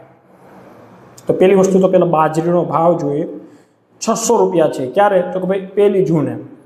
હવે 600 રૂપિયા ભાવ છે એ 1 મણનો ભાવ છે, આપણે આગળ રકમમાં જોયું હતું ને, 1 મણ એટલે કેટલા થાય તો કે ભાઈ 20 કિલો, અને આપણે 1 ક્વિન્ટલ એટલે કેટલા થાય તો કે ભાઈ 100 કિલો, એટલે આપણે 20 ને 100 કરવા તો 5 વડે ગુણવા પડે, એટલે 6 પંચાને 30, તો ભાઈ 1 ક્વિન્ટલ બાજરીનો ભાવ તમને 1 જૂને 3000 રૂપિયા મળશે। તમારે એના ઉત્પાદન પાછળ ખર્ચ કેટલો થયો છે તો કે ભાઈ 1000 રૂપિયાનો તમારે એની પાછળ ખર્ચ થયો છે। તો 1000 રૂપિયાનો તમે જ્યારે ખર્ચો કરો ત્યારે તમને પ્રોફિટ કેટલાનો થયો તો કે 2000 રૂપિયાનો પ્રોફિટ થયો છે। હવે 1000 રૂપિયા રોક્યા, 2000નો પ્રોફિટ થયો, ટોટલ પ્રોફિટ, તો તમને 200% નફો થયો કે નહીં તો કે હા, તો 200% ક્યાં છે તો કે ઓપ્શન સીમાં। આ કઈ રીતે આવે તો કે 2000નો નફો કેટલા ઉપર તો કે 1000 પર, તો છેદમાં 1000 ગુણ્યા 100માં ફેરવવા માટે આપણે 100 વડે ગુણી દઈએ, આ 0 0 ઉડી ગયા, બરાબર છે। તો 100 ગુણ્યા 2 કેટલા થયા 200%. ત્યાર પછીનો પ્રશ્ન છે કે ભાઈ જુવારના 1 જૂનના ભાવ કરતાં, એટલે આ જુવાર છે એનો 1 જૂનનો ભાવ કયો છે? 500 રૂપિયા. 22 જૂનના ભાવમાં કેટલા ટકાનો વધારો થયો છે? તો આ 22 જૂનનો ભાવ છે અને અહીં 400 રૂપિયા. સ્વાભાવિક છે કે ઘટાડો થયેલો છે, બરાબર છે, એટલે અહીં વધારો નહીં આવે, ઘટાડો આવશે. બીજી એક વસ્તુ શું થાય છે, સોરી વઘાડો લખાઈ ગયું, ઘટાડો આવશે, બરાબર છે ને. હવે આમાં એવું છે કે ભાઈ પ્રશ્ન જે છે એ જુવારનો નહોતો પૂછવાનો, એ પ્રશ્ન હતો બાજરીનો પૂછવાનો હતો એવું મને લાગ્યું, બરાબર છે. તો આમાં અંદાજે આવે.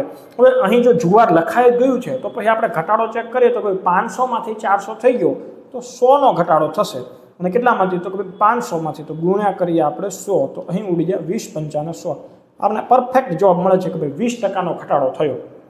તો હવે આમાં અંદાજે બધું લખ્યું છે, તો 20%ની સૌથી નજીકનો જવાબ તમે ટ્રાય કરો ને તો 16% આવે. હવે પ્રશ્નમાં લગભગ મેં બાજરી લેવાનું વિચારેલું હતું કે બાજરીનો તમે ભાવ જ્યારે ચેક કરો તો 100નો ઘટાડો થાય છે કેટલામાંથી? તો કે ભાઈ 600માંથી, બરાબર છે. અને એને ગુણ્યા તમે 100માં જ્યારે ફેરવા જાઓ તો આ 100 ઉડી જાય, આ 100 ઉડી જાય, એટલે શું થશે? તો કે ભાઈ 50ના છેદમાં, આ જુઓ અહીં 100ના છેદમાં 6 આવે છે, 50ના છેદમાં 3 કરવાના થાય છે, બરાબર છે. તો 16 તેરી 48 સમથિંગ આવે, એટલે મેં અંદાજે 16 લખેલું હતું. એટલે સેમ વસ્તુ એ જ હતી કે અહીં ઘટાડો લખવાનો હતો, પણ જો જુવારની બદલે જો બાજરી હોત તો એકદમ કમ્પ્લીટ જવાબ આવતો હતો. પણ છતાંય તમે જુવાર લઈને ટ્રાય કરો અને તમારો જે જવાબ 20% આવે અને આવા ઓપ્શન હોય તો ખાલી નહીં છોડવાનો, સૌથી નજીકનો જે જવાબ હોય એ ટીક કરવાનો રહેશે, બરાબર છે. એક ખેડૂત દ્વારા 1 મેટ્રિક ટન, બરાબર, 1000 કિલો. હવે આ બધી વસ્તુ ખબર પડવી જોઈએ. એનું ઉત્પાદન કરવામાં આવે છે. જો શક્ય એટલી મહત્તમ રકમ મેળવવી હોય તો કયા દિવસે એને વેચાણ? જો આ વસ્તુ તમને આમાં કદાચ ખબર ના હોય કે ભાઈ મેટ્રિક ટન એટલે કેટલા કિલો થાય, છતાં એટલી ખબર પડે કે ભાઈ જો મારે સૌથી વધારે ભાવ જોતો હોય તો સૌથી વધુ ભાવ હોય એ દિવસે મારે વેચાણ કરવું પડે. બેઝિક વસ્તુ છે યાર, કોમન સેન્સ. ચોખાનું ઉત્પાદન કરે છે તો આ ચોખા રહ્યા, સૌથી વધુ ભાવ કયા દિવસે છે? તો ભાઈ અહીં 960 રૂપિયા મને વધુ દેખાય છે, તો એને વેચાણ કઈ દિવસે કરવું પડે ચોખાનું? તો કે 15 જૂનના દિવસે વેચાણ કરવું પડે, બરાબર છે. પિંકીબેન 14 મીટર ત્રિજ્યા ધરાવતા એક વર્તુળાકાર બગીચાની ફરતે 86 કિલોમીટર પ્રતિ કલાકની ઝડપે કેટલા સમયમાં 1 ચક્કર લગાવશે? અહીં જે અંતર જે ઝડપ આપી છે 1 કિલોમીટર પ્રતિ કલાકની છે, ઓપ્શન છે બધા સેકન્ડમાં છે. તો સૌથી પહેલાં આપણને એ વસ્તુ ખબર પડી જાય જો કે ઝડપને આપણે મીટર પ્રતિ સેકન્ડમાં ફેરવી દઈએ. તો મીટર પ્રતિ સેકન્ડમાં ફેરવવા માટે 36 × 5/18, 18 દુ 36 ને 5 2 10, 10 મીટર પ્રતિ સેકન્ડ. આ ઝડપથી એ રાઉન્ડ લગાવશે. પણ એ એક રાઉન્ડ લગાવશે ત્યારે અંતર કેટલું કાપશે ભાઈ? તો કે ભાઈ વર્તુળાકાર બગીચો છે, બરાબર. કોઈ વર્તુળાકાર બગીચો હોય ત્યારે એ આખું અંતર જે હોય ફરતેલું એ એના પરિઘ જેટલું હોય, અને વર્તુળનો પરિઘ થાય 2πr 2/22/7, અને અહીં મીટરમાં જ છે એટલે કોઈ વાંધો છે જ નહીં, બરાબર છે. મીટરની બદલે સેન્ટીમીટરમાં હોત તો જો આપણે એનું કન્વર્ટ કરવું પડે. તો અહીં આપણે કરી દઈએ 14 અને અહીં 14 2, તો કુલ અંતર કેટલું છે? 22 × 4, 22 ચોકું 88 મીટર. તો આપણને ખબર પડી ગઈ કે ભાઈ આપણે એનો જોઈએ છે શું? તો કે ભાઈ સમય. હવે સમય જોતો છે, હું તમને એવું જ કહી દઉં એની ઝડપ કેટલી છે? તો કે ભાઈ 10 મીટર અંતર કાપવા માટે 1 સેકન્ડ લે છે. તો આપણે 88 મીટર અંતર કાપવાનું હોય તો કેટલો સમય લેશે?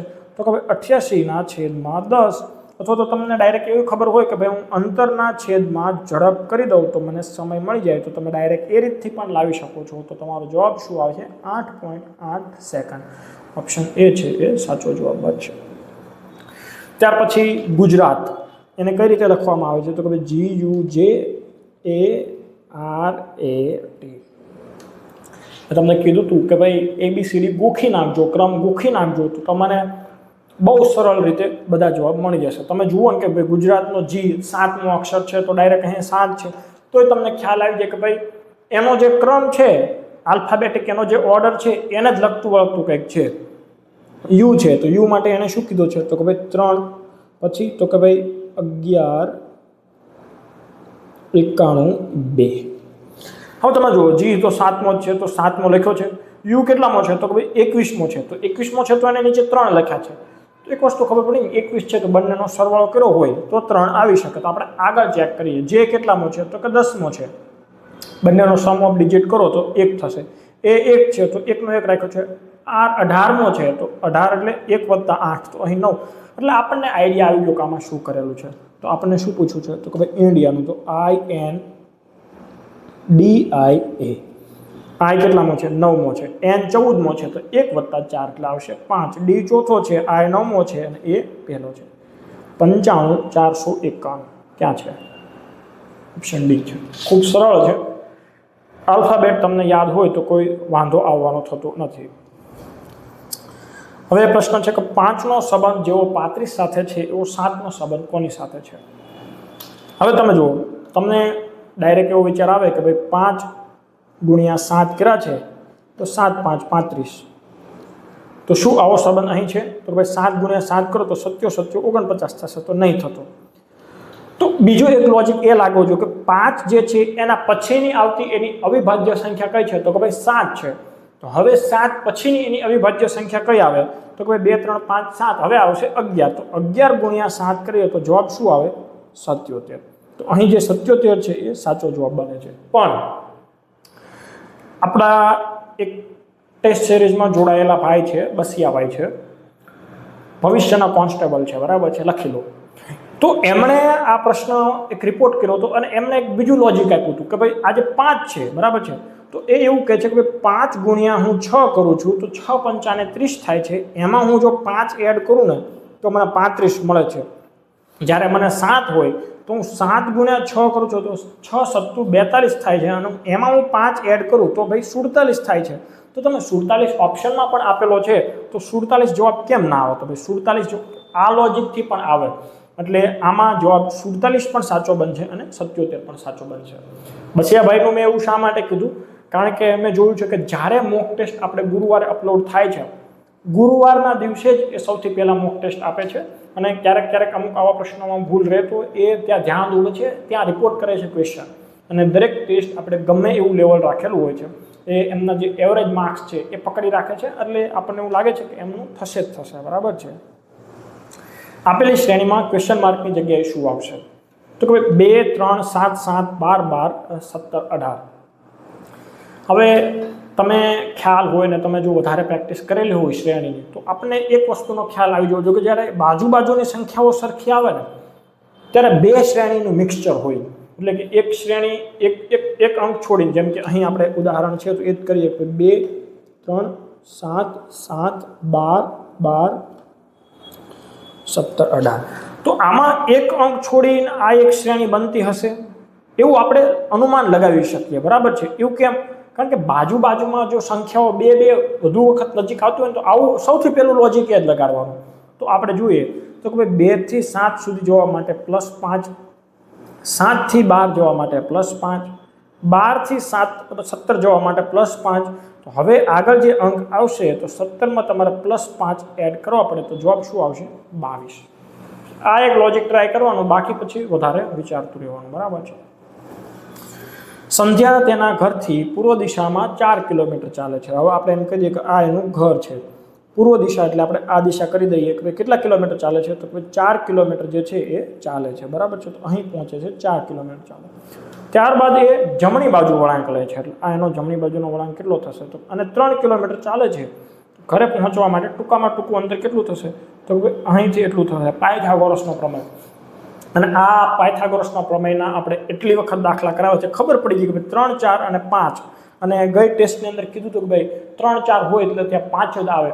અને કાટકોણ ત્રિકોણની આ એક જ એવી બાજુઓનું માપ છે જે ક્રમિક ધન પૂર્ણાંકો આવે છે, બરાબર છે. એ આપણે ગઈ ટેસ્ટમાં પણ પૂછ્યું હતું. ઘડિયાળમાં 6 વાગ્યા છે, બરાબર છે. હવે એક વસ્તુ આપણને ખબર હોય, 6 વાગે એટલે કલાક કાંટો 6 ઉપર હશે અને કલાક કાંટો 6 ઉપર હશે અને મિનિટ કાંટો જે છે 12 ઉપર હોય. બંને કાંટાઓ એકબીજાની વિરુદ્ધ દિશામાં હોય. હવે આપણને ખબર છે કે ભાઈ ઈશાન, આ અગ્નિ, આ જે છે એ નૈઋત્ય અને આ વાયવ્ય, એટલે એકબીજાની સામેના ખૂણાઓ કયા થશે? આ પ્રશ્ન એવો છે કે ભાઈ જો મિનિટ કાંટો ઈશાન ખૂણામાં હોય તો આપણને ખબર છે કે ઈશાનની સામેનો ખૂણો કયો છે? તો કે ભાઈ નૈઋત્ય. તો એને કલાક કાંટો એની અપોઝિટ સાઈડમાં જ હોવાનો, એટલે જવાબ શું આવશે? નૈઋત્ય આવશે, બરાબર છે. ત્યાર પછીનો સવાલ છે કે ભાઈ છોકરાઓની એક હરોળમાં પંથ ડાબી બાજુથી 10મા ક્રમે છે, ધ્રુવ જમણી બાજુથી 18મા ક્રમે છે. જો બંને પોતપોતાના સ્થાનની અદલા બદલી કરે તો પંથ ડાબી બાજુથી 15મો જ્યારે ધ્રુવ જમણી બાજુથી 23મો થાય છે. હરોળમાં કુલ કેટલા છોકરાઓ છે? ખૂબ સરળ પ્રશ્ન છે, બરાબર છે. એક હરોળ આપણે બનાવી દઈએ. ચાલો આ વાત કરીએ ડાબી બાજુની, આ વાત કરીએ જમણી બાજુની. પંથ ડાબી બાજુથી કેટલા સ્થાને છે? તો ભાઈ આ જે છે આ 10મું સ્થાન છે અને આ ભાઈ છે એ છે પંથ. જમણી બાજુથી અહીં કોણ છે? તો કે ભાઈ ધ્રુવ ભાઈ છે, તો આ લખી દીધો ધ્રુવ, અને એનો રેન્ક કેટલામો છે? 18મો છે. ચાલો હવે પંથનો ક્રમ આપણને ડાબી બાજુથી મળ્યો છે અને ધ્રુવનો ક્રમ આપણને જમણી બાજુથી મળ્યો છે. કોઈ પણનો આપણને ડાબી અને જમણી બંને બાજુથી જો રેન્ક મળી જાય તો આપણને કુલ સંખ્યા કેટલી છે એ ખબર પડી જાય. કઈ રીતે?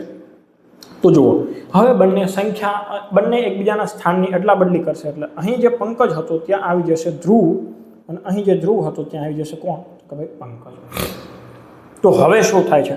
હવે આ તો આપણને ખબર જ છે ને કે ભાઈ ધ્રુવ તો હવે ડાબી બાજુથી કેટલામો થઈ ગયો છે? 10મો, અને હવે આ પંથ જે છે તો એ જમણી બાજુથી 18મો. રેન્ક એનો જે ક્રમ હતો એ તો એનો જ રહેશે, પણ જ્યારે જગ્યા બદલે છે તો શું થાય છે? તો કે ભાઈ પંથ જે છે એ ડાબી બાજુથી 15મો થઈ જશે. તો હવે પંથ ક્યાં છે? તો કે ભાઈ અહીં છે, અને હવે એનો રેન્ક ડાબી બાજુથી કેટલામો થઈ ગયો છે? તો કે ભાઈ 15મો. તો એક વસ્તુ સમજો કે આ ડાબી બાજુથી જે 15મો છે એ જમણી બાજુથી તો ઓલરેડી 18મો હતો જ તે. તો હવે આપણને પંથનું ડાબી જમણી બંને સાઈડથી રેન્ક મળી ગયો છે. કેટલો છે? 15 અને 18. હવે જ્યારે 15 હોય ત્યારે એની એક વખત ગણતરી થઈ જાય છે, જ્યારે 18 હોય ત્યારે એની એક વખત ગણતરી થઈ જાય છે. એટલે હું આ બંનેનો સરવાળો કરીને એક બાદ કરી દઉં એટલે શું થશે? અથવા તો હું પહેલાથી કોઈમાંથી એક બાદ કરીને બેનો સરવાળો કરી દઉં, એટલે ભાઈ 18 વત્તા 14, આપણે 15 હતા એમાંથી પહેલા જ એક બાદ કરી દીધું, તો જવાબ શું આવશે? તો કે ભાઈ 12 અને 32. બરાબર છે. તો 32 જે છે એ સાચો જવાબ. હવે તમે અહીં પણ ટ્રાય કરી શકો કે ભાઈ ધ્રુવ જે છે તો ધ્રુવનો જમણી બાજુથી રેન્ક કેટલામો થઈ જાય છે? તો કે ભાઈ 23મો થઈ જાય છે. તો ચલો આપણને ખબર છે કે હવે ધ્રુવ જે છે એ જમણી સાઈડથી જો અહીં 23મો થઈ જાય છે તો એનો ડાબી બાજુથી તો રેન્ક આપણને ખબર જ છે 10. તો 10 અને 23 બેનો સરવાળો કેટલો થાય? તો 33 થાય, અને એમાં એનું નામ એ 2 વખત આવતું, એટલે એ એક તમે બાદ કરો તો જવાબ શું આવશે? તો કે 32. તો 32 જે છે એ સાચો જવાબ બનશે. ગઈકાલના 3 દિવસ પહેલા, હવે હું એવું કહું છું આ છે આજ, આ છે ગઈકાલ, એના 3 દિવસ પહેલા, એટલે 1, 2 અને આ ત્રીજો દિવસ કયો વાર હોય? તો કે ભાઈ બુધવાર હોય. તો ચલો આ બુધવાર છે, આ થયો ગુરુવાર, આ શુક્રવાર, શનિવાર, અને આજે કયો વાર થયો? તો કે ભાઈ રવિવાર. પ્રશ્ન શું છે? આવતીકાલના, એટલે આવતીકાલ એટલે આવતીકાલ જે છે એટલે આવતીકાલ થયો સોમવાર. આવતીકાલ પછીના 2 દિવસ પછી કયો વાર હશે? એટલે આ 1 દિવસ અને આ 2 દિવસ, એના પછી કયો વાર હશે? તો આ સોમવાર છે એના 2 દિવસ પછી, તો કે ભાઈ મંગળ બુધ, એના પછી કયો વાર હોય? તો કે ભાઈ ગુરુવાર હોય. તો ગુરુવાર જે છે કંઈ ખબર ના પડે એટલે આવી રીતે ડાયાગ્રામ બનાવી દેવાનો ભાઈ, તો એ સમય વધારે જશે નહીં. પીએસઆઈમાં આ પ્રકારના પ્રશ્નો પૂછાયા હતા એટલે આપણે 2 પ્રશ્નો આમાં મૂક્યા છે, અને તમને કીધું કે અગાઉની આપણી જે 12મી ટેસ્ટ હશે એમાં આવા પ્રશ્નો થોડાક વધારે રાખશું. બરાબર છે. શું છે? તો કે ભાઈ આપણે જોઈ શકીએ છીએ કે ભાઈ એક ત્રાસો એરો છે, બરાબર છે. પછી તો કે ભાઈ આ ઉપર જતો એરો છે, સાઈડમાં જાય છે, નીચે આવે છે, અને આખું સાઈડમાં ફરીને પાછું ઉપર આવી જાય છે.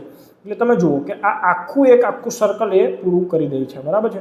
ઉપરથી શરૂ કર્યું હતું, પછી જમણી બાજુ ગયો, પછી નીચે આવ્યો, ડાબી બાજુ ગયો, ફરીથી ઉપર, અને એની બંને સાઈડ 2 એરા છે, એ કવર છે. એક આ સાઈડનો એરો છે, એક આ સાઈડનો એરો છે. હવે તો ફરી એક વખત જુઓ, અહીં એક એવું સર્કલ પૂરું કરે છે. બરાબર છે. એટલે એ ઉપર જાય છે, બાજુમાં જાય છે, નીચે આવે છે, પછી ડાબી બાજુ જાય છે, અને ફરીથી ઉપર આવે છે, અને પછી છેલ્લે એક એરો એ. હવે આ જે વસ્તુ અહીં આપેલી હતી એ જ વસ્તુ ત્યાં આગળ રિપીટ થાય છે. તમે જોઈ શકો છો. તો અહીં જે ક્વેશ્ચન માર્કની જગ્યાએ કયો એરો આવે? તો ભાઈ આવી રીતનો જે એરો હોય ઓપ્શન બીમાં છે એ સાચો જવાબ આવી છે. ત્યાર પછીનો પ્રશ્ન છે નિષ્કર્ષ અને કથનવાળો પ્રશ્ન છે. હવે વિધાન એવું કહે છે, 2 વિધાનો છે કે ભાઈ નોકરશાહ ફક્ત બુદ્ધિશાળી છોકરી સાથે જ લગ્ન કરશે. બરાબર છે. જો એ લગ્ન કરશે તો ભાઈ બુદ્ધિશાળી છોકરી હશે ને તો જ એ લગ્ન કરશે, બાકી કોઈ બી સાથે નહીં કરે. બીજું વિધાન એવું છે કે તાનિયા ખૂબ જ બુદ્ધિશાળી છે. બરાબર છે. તો હવે એનો મતલબ એવો થાય છે કે ભાઈ શું તાનિયા સાથે જ એ લગ્ન કરશે? તો કે ભાઈ એવું તો ના થાય. તો શું એ તાનિયા સાથે લગ્ન નહીં કરે? તો જો બુદ્ધિશાળી શું એકલી તાનિયા જ હશે? એટલે હવે એવા ઘણા બધા નિષ્કર્ષ નીકળે છે, એટલે આપણે આપણી જાતે કોઈ નિષ્કર્ષ નથી કાઢવાનો, આપણે નિષ્કર્ષ શું છે એ સાચા છે કે ખોટા છે એવું નિષ્કર્ષ નીકળી શકે કે નહીં એ જોઈએ, બરાબર છે. તાન્યા એક નોકરશાહ સાથે લગ્ન કરશે, અને બીજું શું છે તો તાન્યા એક નોકરશાહ સાથે લગ્ન નહીં કરે. હવે એક વસ્તુ છે યાર, એ તો કાં તો લગ્ન કરશે ને કાં તો લગ્ન નહીં કરે, આ બે પોસિબિલિટી છે, અને આ બેમાંથી કંઈક તો થવાનું જ છે, બરાબર છે. કરી બી શકે, જો તાનિયા બુદ્ધિશાળી પણ છે એટલે નોકરશાહ કંઈ કરવા હોય તો કરી શકે એવું છે, બરાબર છે. કરશે જેવું નક્કી નથી પણ એ કરી પણ શકે છે, અને ના પણ કરે એટલે યા તો વિધાન 1 અથવા તો વિધાન 2 કોઈ પણ આવી શકે, એટલે યા તો વિધાન 1, કેમ કે યાર કાં તો કરે ને કાં તો ના કરે, આખી પોસિબિલિટી એક પૂરી થઈ ગઈ છે, એટલે એ તો આમાં કંઈ વધારે વિચારવા જેવું છે નહીં. સંજ્ઞા છે એના ઉપરથી ક્વેશ્ચન માર્કની જગ્યાએ કઈ સંજ્ઞા આવે તો કે ભાઈ ચોરસ 1 વખત છે, સ્ટાર 2 વખત છે, પછી આ ત્રિકોણ 3 વખત છે, પછી આ સ્ટાર છે એ 4 વખત છે, હવે આ જે છે એ 4 વખત છે. હવે તમે જુઓ કે ભાઈ નવી આકૃતિ આવે છે અને એક ક્રમ વધતી જાય છે, એટલે પહેલા 1 હતી, સ્ટાર આવ્યો તો 2 થયા, ત્રિકોણ આવ્યો તો 3 થયા, તો હવે આ આકૃતિ 5 વખત આવવી જોઈએ, તો એને 5મી વખત કરવા માટે આપણે એ સી ઓપ્શન જે છે એ સાચો જવાબ બનશે. કયું વર્ષ લીપ વર્ષ નથી? ગાંડાને પણ ખબર પડે કે 1700 છે એ લીપ વર્ષ નથી, બરાબર છે. કઈ રીતે? આપણને ખાલી એ વસ્તુ ના ખબર હોવી જોઈએ કે ભાઈ છેલ્લા 2 અંકને તે આપણે 4 વડે ભાગવાના. હવે તમે છેલ્લા 2 અંક જુઓ તો આમાં તમને છેલ્લા 2 અંક તો ક્યાંય મળશે જ નહીં, તો આમાં તમને ખબર હોવી જોઈએ કે ભાઈ જ્યારે શતાબ્દી લીપ વર્ષ હોય ત્યારે એને તમારે 400 વડે ભાગી શકવા જોઈએ. દરેક પુરુષ વિવાહિત છે, તો આપણે એક ડાયાગ્રામ બનાવીએ કે ભાઈ ચલો આવડો આ જે છે એ પુરુષ છે અને દરેક પુરુષ એ વિવાહિત છે, એટલે આપણે એને વિવાહિતના સર્કલની અંદર રાખી દઈશું. કેટલાક પુરુષ શિક્ષિત છે, કેટલાક પુરુષ શિક્ષિત છે એટલે આપણે આવી રીતે બનાવશું કે ભાઈ આજે કેટલાક પુરુષ જે છે એ શિક્ષિત છે, તો આપણે આ શિક્ષિત. હવે કોઈ એવું કે ભાઈ હું આવું બનાવું તો શિક્ષિતને અહીં, તો એનો મતલબ એવો થશે કે ભાઈ દરેક શિક્ષિત એ વિવાહિત છે, જેવું આપણને વિધાનમાં કીધું નથી. એટલે વિધાનમાં નથી કીધું ને એટલે આપણે જાતે એમાં એવું કંઈ એડ કરી દેવાનું થતું નથી કે જે વધારાનો અર્થ આપતું હોય. જેટલું કીધું એટલું જ આપણે કરીશું. તો હવે જોવાનું છે કે નીચેનામાંથી કયા નિષ્કર્ષ સાચા છે. બંને સાચા છે, બે કયા છે એ જ આપણે જોઈએ ને પહેલાં. તો કે ભાઈ કેટલાક વિવાહિત શિક્ષિત છે, તો હવે તમે જોઈ શકો કે ભાઈ આ જે વિવાહિતનો ભાગ છે એ શિક્ષિત છે, સીધી વસ્તુ છે, એટલે વિધાન બી છે એ સાચું છે. પછી તો કે ભાઈ કેટલાક શિક્ષિત હવે યાર કેટલાક વિવાહિત શિક્ષિત હોય તો કેટલાક શિક્ષિત એ વિવાહિત હોવાના જ છે, એટલે તો બાય ડિફોલ્ટ આમનામ સાચું થઈ જ જવાનું છે. એટલે બંને નિષ્કર્ષ જે છે એ અનુસરે છે. હું તમને એવું કહું કે આ એ છે અને આ બી છે, બરાબર છે. હવે એવું કહું કે કેટલાક એ બી છે, બરાબર છે, એ વિધાન સાચું જ છે ને? હા સાચું. તો બાય ડિફોલ્ટ યાર કેટલાક બી હોય એ તો, એટલે આ તમે ખાલી આમ જુઓ ને ત્યાં પણ તમને ખ્યાલ આવી જાય કે જો એક સાચું હશે તો બીજું સાચું જ હશે, અને એક ખોટું હશે તો બીજું ખોટું જ હશે. અહીં બંને સાચા છે, બરાબર છે. પ્રતાપ શાળાથી શરૂઆત કરે છે. આ પ્રશ્ન SSC CGL-માં પૂછાયેલા પ્રશ્નો છે, બરાબર છે ને ભાઈ? કે પ્રતાપ શાળાથી શરૂ કરે છે અને પૂર્વ તરફ 7 કિલોમીટર ચાલે છે, પછી તે ડાબે વળે છે અને 4 કિલોમીટર ચાલે છે, પછી તે જમણે વળે છે અને 2 કિલોમીટર ચાલે છે, ફરી તે જમણે વળે છે અને 3 કિલોમીટર ચાલે છે. હવે એ કઈ દિશામાં ચાલશે? પ્રશ્ન આપણે જોઈ લીધું તો આપણને ખ્યાલ આવી ગયો કે ભાઈ છેલ્લે આપણે એ કઈ દિશામાં ચાલે છે ને એ જ શોધવાનું છે. એટલે અંતર ભલે ગમે એટલા કિલોમીટર આપે એની યાર આપણે કંઈ લેવા દેવા નથી, બરાબર?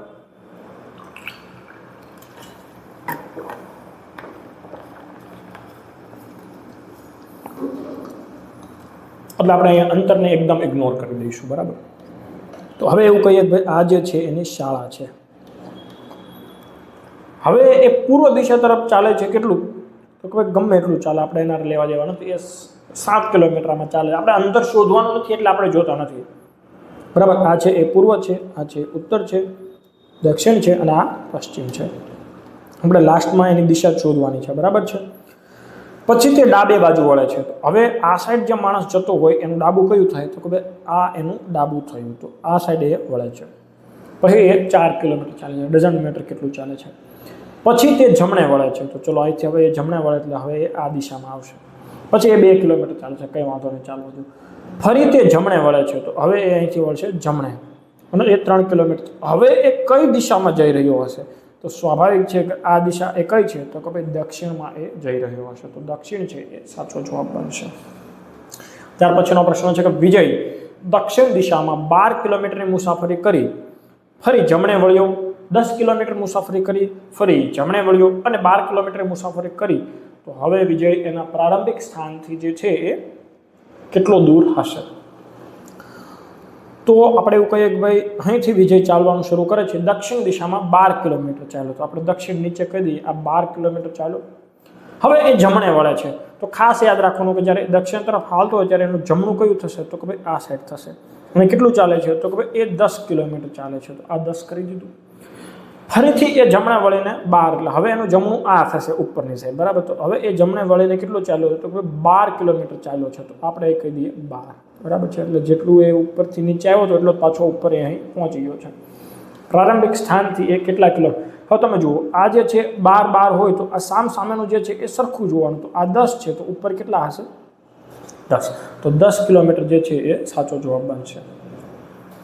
આ પ્રશ્ન અમુક લોકોએ રિપોર્ટ કર્યો હતો કે ભાઈ ખોટો જવાબ છે, પણ આમાં બિલકુલ ખોટો જવાબ નથી. આકૃતિમાં MN એ અરીસો છે. હવે ઘણા લોકો એવું જ સમજ્યા હોય કે ભાઈ અહીં વચ્ચે હું અરીસો મૂકી દઉં તો મારો એ ઓપ્શન છે એ સાચો જવાબ બનશે, પણ ના. આપણને કીધું છે કે ભાઈ અરીસો જે છે એ અહીં નીચે મૂકેલો છે, અને અરીસો નીચે હોય એટલે શું થશે તો કે ભાઈ તમે આનો માની લો કે આ જે કપ છે, બરાબર છે, આપણને કપ ડ્રોઈંગ એટલું બધું સારું નથી પણ બનાવી દઈએ કપ. તો તમે જ્યારે એનો નીચેની સાઈડ અરીસો મૂકો છો એટલે એક પ્રકારે જે જળ પ્રતિબિંબ બનતું હોય એ પ્રકારનું એનું પ્રતિબિંબ બનશે. એટલે આ જે ઉપરની સાઈડ એનું જે મોઢું હતું એ હવે જતું રહેશે ક્યાં તો કે ભાઈ એ નીચેની સાઈડ હશે. તો નીચેની સાઈડ એનું જે આ મોઢું હોય એવા આ બે જ છે, એટલે આ બેમાંથી એક ઓપ્શન આવશે, એટલે A અને D તો નીકળી જ ગયા. હવે જ્યારે તમે જુઓ ત્યારે આ જે એનું હેન્ડલ છે તો એ ડાબી બાજુ હોય તો એમાં તો એ ડાબી બાજુ જ રહેવાનું છે, આમાં એની દિશા બદલાવાની નથી. તો એનું હેન્ડલ જો ડાબી બાજુ હોય એવું ઓપ્શન કયું છે તો કે ભાઈ C, એટલે આ આખો જે છે એ કંઈક આ પ્રકારે બનવાનું છે, બરાબર છે, આવું. તો એ જે છે એ ઓપ્શન C માં છે, તો ઓપ્શન C છે ને એ સાચો જવાબ બનશે, આમાં કોઈ ભૂલ નથી. ત્યાર પછી છે કે ભાઈ પ્રાચીન વિધાન અને તારણ છે. તો પ્રાચીન વસ્તુઓ પ્રદર્શનમાં મૂકવામાં આવે છે, બરાબર છે, અને સામાન્ય માણસ તે ખરીદવા માટે ઘણી મોંઘી છે. ફરી એક વખત વાંચે કે ભાઈ પ્રાચીન વસ્તુઓ પ્રદર્શનમાં મૂકવામાં આવે છે અને સામાન્ય માણસને તે ખરીદવા માટે ઘણી મોંઘી છે. આવા બે વિધાનો છે, બરાબર છે. તો હવે એના ઉપરથી આપણે તારણ તપાસીએ કે ભાઈ સામાન્ય માણસ પ્રાચીન વસ્તુ ખરીદી શકતા નથી. જો ખરીદવા માટે ઘણી મોંઘી છે એનો મતલબ એવો નથી કે ભાઈ એ ખરીદી નથી શકતો, EMI પર ખરીદી લે, બરાબર ને. અત્યારે ઘણું બધું વસ્તુ એવું નહીં કીધું કે ભાઈ મોબાઈલ છે, ઘણા લોકો આઈફોન ખરીદવા માટે ઘણો બધો મોંઘો હોય છતાંય તે EMI પર ખરીદી લે છે. એટલે તમે એવું ના કહી શકો કે ભાઈ એ ખરીદી જ નથી શકતો, એટલે આ તો ખોટું પડે. મોંઘી પડે, અઘરું થઈ જાય, બજેટ તૂટી જાય, મહિનાના છેલ્લી તારીખે કોઈ પાસેથી લેવા પડે પણ ખરીદી તો લે, બરાબર છે, ખરીદી પણ શકે એમ. મતલબ હા એવું તમે ના કહી શકો કે ભાઈ ના ખરીદી શકે. અને પ્રદર્શનમાં મૂકેલી વસ્તુઓ હંમેશા કિંમતી જ હોય. તો જો ભાઈ પ્રાચીન વસ્તુઓ જે પ્રદર્શનમાં મૂકવામાં આવી છે અને એ વસ્તુઓ છે એ મોંઘી છે સામાન્ય માણસ માટે. એટલે એવું નથી કે ભાઈ પ્રદર્શનમાં તમે ખાલી પ્રાચીન વસ્તુઓ જ મૂકો, સસ્તી વસ્તુઓ પણ આવી શકે, આધુનિક વસ્તુઓ પણ તમે મૂકી શકો, ચાઇનીઝ વસ્તુઓ પણ તમે કોઈ મૂકી શકો. એટલે એવું જરૂરી નથી કે એ પ્રદર્શનમાં મૂકી એ વસ્તુ હંમેશા મોંઘી જ હશે. હા, પ્રદર્શનમાં મૂકેલી પ્રાચીન વસ્તુઓ હંમેશા મોંઘી જ હોય એવું તમે કહી શકો, પણ દરેક વસ્તુઓ માટે તમે આ પણ ના કહી શકો. એટલે આમાં તમે જોવા જાઓ તો એક પણ તારણ અનુસરતું હોય એવું લાગતું નથી. ત્યાર પછીનો 50મો પ્રશ્ન છે કે ભાઈ નાયબ મામલતદારની પરીક્ષામાં લગભગ પૂછાઈ ગયેલો છે કે ભાઈ કોઈ સાંકેતિક ભાષામાં હર આઈડિયા હેઝ મેરિટને ફોલાબુના તરીકે લખવામાં આવે છે, મેરિટ લિસ્ટ હેઝ બીન ડિસ્પ્લેડને આવી રીતે લખવામાં આવે છે, હર નેમ ઇઝ ડિસ્પ્લેડ ધેરને આવી રીતે લખવામાં આવે છે, નેમ ઇઝ મેરિટ લિસ્ટને આવી રીતે લખવામાં આવે છે. તો કયો કોડ KE દર્શાવે છે? તો પહેલાં તો જે KE વાળા હોય એ આપણે પકડી લઈએ. તો જુઓ KE ક્યાં આપેલો છે તો કે ભાઈ મેરિટ લિસ્ટ હેઝ બીન ડિસ્પ્લેડ, તો આમાં એક KE આપેલો છે તો લખીએ તો ભાઈ મેરિટ લિસ્ટ હેઝ બીન ડિસ્પ્લેડ, તો આમાં એક KE છે. બીજું KE શેમાં છે તો કે ભાઈ એક અહીં KE દેખાય છે, શું છે તો કે ભાઈ નેમ ઇઝ મેરિટ લિસ્ટ, બરાબર છે, નેમ ઇઝ મેરિટ લિસ્ટ. તો આમાં પણ એક કે છે. જો બંનેમાં કે છે તો બંનેમાં રિપીટ થતો હોય એવો શબ્દ પણ શોધી લઈએ. તો કયો છે? તો કે મેરિટ રિપીટ થાય છે. તો આપણે લખીએ ભાઈ મેરિટ, બરાબર છે. અને એક લિસ્ટ જે છે એ આપણને રિપીટ થાય છે. એટલે એનો મતલબ એવો થયો કે ભાઈ કે છે યા તો મેરિટને બતાવતો હશે યા તો લિસ્ટનું. તો એ સિવાયના બીન અને હેઝ એ નીકળી ગયા. હવે આપણે એ શોધવાનું રહ્યું કે ભાઈ કે છે તો મેરિટ આવશે કે પછી લિસ્ટ આવશે. તો હવે એ વસ્તુ આપણે જોઈએ કે ભાઈ બંનેની અંદર જેમ મેરિટ હોય ને એવું આપણે પહેલાં તો આ મેરિટ છે તો બંનેમાં મેરિટ હોય ને એવું શોધીએ. તો જુઓ, merit list has been displayed, એ તો આપણે લખ્યું જ છે, જો કે લા સી ના. બીજું તો કે ભાઈ અહીં જુઓ નેમ ઇઝ મેરિટ લિસ્ટ, એ તો આપણે જોયું. ઓકે, હા. તો એક આ ચેક કરીએ કે ભાઈ હર નેમ ડિસ્પ્લેડ ધેર. હવે એમાં પણ મેરિટ નથી, લિસ્ટ પણ નથી. તો હવે આપણે ચેક કરવાનું કયું રહે છે? તો કે ભાઈ આ પહેલું છે તો એની અંદર તમે જુઓ કે ભાઈ મેરિટ તમને ત્યાં લખેલું દેખાય છે. તો હવે એ જ આપણે ચેક કરીએ. તો અહીં શું છે? તો ભાઈ હર આઈડિયા હેઝ મેરિટ. અને અહીં જે છે એ શું છે? તો કે ભાઈ merit list, name is merit list. તો આ બંનેની અંદર રિપીટ શું થાય છે? તો કે ભાઈ ફક્ત મેરિટ રિપીટ થાય છે. તમે જુઓ નેમ ઇઝ મેરિટ લિસ્ટ, બરાબર છે. Name is merit list. અને આ શું છે? તો કે હર આઈડિયા હેઝ મેરિટ. એટલે બંનેમાં મેરિટ છે. તો આમાં શું છે? નાયા ગો કે. અને આમાં શું છે? તો ફોલા બુના. તો બંનેમાં ના છે એ કોમન છે. એનો મતલબ શું થયો કે ભાઈ ના છે એ કોને દેખાડે છે? તો કે ભાઈ એ દેખાડે છે મેરિટને. તો ચલો આપણને એક વસ્તુ ખબર પડી ગઈ કે ભાઈ ના છે એ છે મેરિટ. તો એ વસ્તુ મેરિટ માટે જો ના હોય તો કે ઈ શેના માટે હશે? તો કે ભાઈ લિસ્ટ માટે. તો કે ઈ જે છે એ થયો લિસ્ટ. આ વસ્તુ આપણને એટલી ખબર પડી ગઈ છે. તો કે શેને આવશે? તો કે ભાઈ લિસ્ટને. હવે આ આગળ પણ કામ લાગવાનું છે. એટલે આ બધી વસ્તુ આપણે અહીંથી કાઢી નહીં નાખીએ, અહીં રહેવા જ દઈશું, બરાબર છે. હવે અહીં તમને ના ઇઝ ઇક્વલ ટુ તમને મળી ગયું છે. શું? તો કે ભાઈ આ જે છે એ મેરિટ છે. તો હવે આપણે આગળનું પણ આમાં ટ્રાય કરીએ. પ્રશ્ન શું છે આગળ એ જોઈએ. ત્યાર પછી 51મો પ્રશ્ન છે કે ભાઈ આઈડિયા માટે કયો સંકેત યુઝ થશે? તો આપણી પાસે આઈડિયાવાળું સેન્ટેન્સ છે. શું છે? તો કે ભાઈ હર આઈડિયા હેઝ મેરિટ, બરાબર છે. તો હવે એક વસ્તુ તો આપણને ખબર પડી જ ગઈ કે ભાઈ મેરિટનો જે કોડ છે આપણે આગળ જોયો શું હતો? તો કે ભાઈ ના. તો ના તો એ આવવાનું નથી, તો એ તો છે પણ નહીં. તો જવાબ શું આવશે? ફો લા બુ. તો આ ત્રણમાંથી એક આવશે, ફો લા બુ. હવે આઈડિયા હોય એવું બીજું કોઈ વાક્ય છે તો જોઈએ આપણે કે ભાઈ આઈડિયા ક્યાં છે? કે ભાઈ મેરિટ લિસ્ટ હેઝ બીન ડિસ્પ્લેડ. તો આમાં આઈડિયા નથી. પછી તો કે ભાઈ હર નેમ ડિસ્પ્લેડ ધેર. તો આમાં પણ આઈડિયા નથી. અને બીજું શું છે? તો કે ભાઈ merit list, name is merit list. તો આમાં પણ આઈડિયા નથી. તો હવે જો આપણે આઈડિયા જોતું હોય તો આપણે પહેલાં હર અને હેઝ આ બંનેનું આપણે શોધવું પડશે, બરાબર. મેરિટનું તો આપણે થઈ ગયેલું છે એટલે એને કાઢી જ નાખીએ. તો આપણે જો હર અને હેઝનું શોધી લઈએ તો આપણને આઈડિયાનું મળી જશે. તો આપણે શોધીએ પહેલાં. તો કે ભાઈ હેઝ હોય, હેઝ એવું કયું છે? તો કે ભાઈ merit list has bin display. તો જુઓ આમાં તમને હેઝ દેખાય છે. તો આ બંનેની અંદર કોમન હોય એવું શું છે? તો કે ભાઈ ફો લા બુ. અને આમાં શું છે? તો કે જે કે લા સી. તો બંનેમાં કોમન હોય એવું શું છે? તો કે ભાઈ લા. તો હેઝનો કોડ આપણને શું મળી ગયો છે? તો કે ભાઈ લા. તો હેઝ ઇઝ ઇક્વલ ટુ લા એ આપણે શોધી કાઢ્યું છે. હવે વાત કરીએ હરની. હવે જુઓ આમાં તમને લા ઇઝ ઇક્વલ ટુ મળી ગયું છે. એટલે હવે તો કે ભાઈ હર એ શું હશે? તો કે ભાઈ યા તો ફો હશે અને યા તો શું હશે? તો કે ભાઈ બુ હશે. તો હર વાળું હોય એ આપણે જોઈએ. તો કે ભાઈ હર કઈ જગ્યાએ છે? તો કે ભાઈ હર નેમ ડિસ્પ્લેડ ધેર. તો આમાં તમે જુઓ કે ભાઈ ફો અથવા તો લા એમાંથી કઈ છે? તો કે ભાઈ હા શું છે? બુ છે. જો તમે જોઈ શકો છો કે અહીં પણ બુ છે, અહીં પણ બુ છે. એટલે બંનેની અંદર બુ રિપીટ થાય છે અને બંનેની અંદર બીજું શું રિપીટ થાય છે? તો કે ભાઈ હર નેમ. આમાં જે તમે જોઈ શકો છો હર નેમનો હર અને અહીં હર આઈડિયાનો હર. તો તમને હરનો પણ મળી ગયો છે. તો કે ભાઈ હરનો શું થાય છે? તો કે ભાઈ એ થાય છે બુ.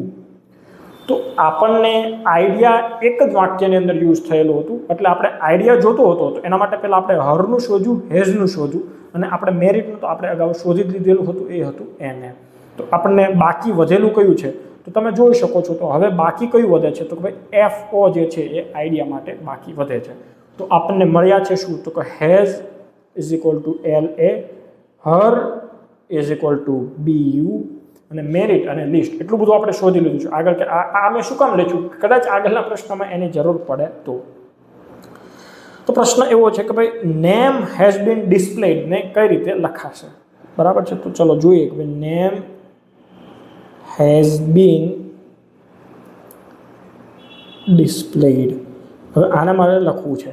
તો આપણે તમે જુઓ કે અહીં આપણે હેઝને તો શોધી જ લીધેલું છે, તો એટલે આપણે હેઝ જે છે એને આપણે ડાયરેક્ટ લખી દઈશું. શું હતું હેઝ ઇઝ ઇક્વલ ટુ, તો કે ભાઈ હેઝ ઇઝ ઇક્વલ ટુ લા હતું, એટલે મેં ત્યાં લખ્યું હતું, બરાબર છે. તો આપણે જોવાનું છે કે ભાઈ બીજું જે છે ને એ લા હોય ને એવો જવાબ આવશે, એટલે એક આ નીકળી ગયું અને એક આ નીકળી ગયું. તો બીજામાં લા હોય ને એવું કયો છે, તો કે ભાઈ એક A છે અને એક B છે. હવે પેલું જે છે ને નેમ, તો નેમ ઇઝ ઇક્વલ ટુ તમે જુઓ બંનેમાં યા આપી જ દીધું છે, એટલે એ વસ્તુ આપણે ચેક જ કરતું રહેવાનું. ચલો, તો નેમ ઇઝ ઇક્વલ ટુ યા આપણને પ્રશ્નમાંથી જ મળી ગયું છે. પછી તો કે જુઓ બંનેમાં છેલ્લે SI છે, તો display is equal two SI છે, એ પણ આપણને રકમમાં ઓપ્શન પરથી જ મળી ગયું છે. એટલે હવે આપણે શોધવાનું શું રહ્યું, તો ભાઈ ખાલી બીન શું છે ને એ શોધવાનું રહ્યું, બરાબર છે ને. ચલો, તો હવે આપણે જોઈએ કે ભાઈ છેલ્લે જે છે એ બીન એટલે શું થાય છે, તો કે બીન વાળું વાક્ય કઈ જગ્યાએ છે, તો જુઓ મેરિટ લિસ્ટ હેઝ બીન ડિસ્પ્લેડ, બરાબર છે ને. તો એની અંદર છે, તો આપણે જોઈએ કે ભાઈ અને બીજે કોઈ જગ્યાએ બીન હોય તો એ પણ આપણે ચેક કરી લઈએ કે ભાઈ હર આઈડિયા હેઝ મેરિટ, બરાબર છે. નેમ, તો કે ભાઈ બીન બીજે ક્યાંય છે નહીં, તો આપણે એ જ શોધવું પડશે. તો કે ભાઈ મેરિટ લિસ્ટ હેઝ બીન ડિસ્પ્લેડ. હવે મેરિટનું આપણે શોધી લીધેલું છે. સૌથી પહેલો જ પ્રશ્ન જે હતો ત્યાં આપણે લગભગ મેરિટનું NA હતું. પહેલો પ્રશ્ન જે હતો KE, તો એમાં લિસ્ટ હતો KE. હેઝનું તો આપણને ખબર જ છે કે ભાઈ લા છે, અને ડિસ્પ્લેડનું આપણને ખબર છે કે SI છે. તો હવે ખાલી વધ્યું છે કોણ, તો કે ભાઈ બીન. તો એમાં તમે જુઓ કે ભાઈ બીન માટે કયો કોડ વધ્યો છે, જે બાકી વધેલો કોડ હોય એ એનો થશે. તો જુઓ જો KE તો લિસ્ટ માટેનો છે એટલે KE નીકળી ગયું. આ LA એ હેઝ માટેનો છે એટલે LA નીકળી ગયું. SI એ ડિસ્પ્લે માટેનો છે તો એ નીકળી ગયું. NA મેરિટ માટેનો છે તો એ નીકળી ગયું. તો બીન માટે વધ્યું શું, તો કે ભાઈ જો. તો હવે જે જો વાળો હોય ને એ સાચો જવાબ બનશે. તો આપણે ફાઇનલી ખૂબ લાંબા સમય પછી એ સાચો જવાબ મળ્યો છે. તો આ પ્રશ્ન જે કેવો હતો, તમે એને ટાઈમ કન્ઝ્યુમિંગમાં લઈ શકો. આવો એકાદો પ્રશ્ન હોય તો એને બહુ નિરાંતે આપણે જવાબ આપવાના. 3 પ્રશ્ન હતો તો ભેંસ પડી ગયું એવું લાગ્યું હશે. વિચારો આવા 5 પ્રશ્નો હોય તો શું થાય, બરાબર છે ને. હવે વિધાન એવું છે, આ અસમાનતાનો છે કે ભાઈ A is greater than B is equal to C is greater than D અને D is less than E હોય તો હવે આપણે તારણ જોઈએ કે ભાઈ E A કરતાં મોટો થશે. તો જુઓ અહીં E છે, હવે અહીં A છે. હવે તમને જુઓ એક વસ્તુ ખબર પડી કે A B કરતાં મોટો છે, બરાબર છે, એટલે C કરતાં એ મોટો જ થઈ જવાનો છે. હવે C જે છે એ D કરતાં પણ મોટો છે, એટલે અહીં સુધી આપણને એકદમ ક્લિયર કટ આઈડિયા આવી ગયો કે ભાઈ A છે ને ઇઝ ગ્રેટર ધેન તમે D લખી શકો, બરાબર છે. A ઇઝ ગ્રેટર ધેન તમે D લખી શકો છો. આ વસ્તુ પરથી તમને એટલો ખ્યાલ આવ્યો. હવે E છે તો E પણ D કરતાં મોટો છે, એટલે તમને અહીંથી D નો અને E નો સંબંધ મળી ગયો. હવે જુઓ D કરતાં તો E મોટો છે, પણ C કરતાં E મોટો છે કે નહીં એ તમને ખબર પડે, તો કે ભાઈ ના પડે. કેમ? કારણ કે ભાઈ તમે જુઓ C છે એ D કરતાં મોટો છે, E છે એ પણ D કરતાં મોટો છે. બંને એકબીજાની સામે આવી ગયા છે. એમ કહો ને કે બંને એકબીજાની સામે શું મારી રહ્યા છે, કોણી મારી રહ્યા છે, એકબીજાનો વિરોધ કરે છે.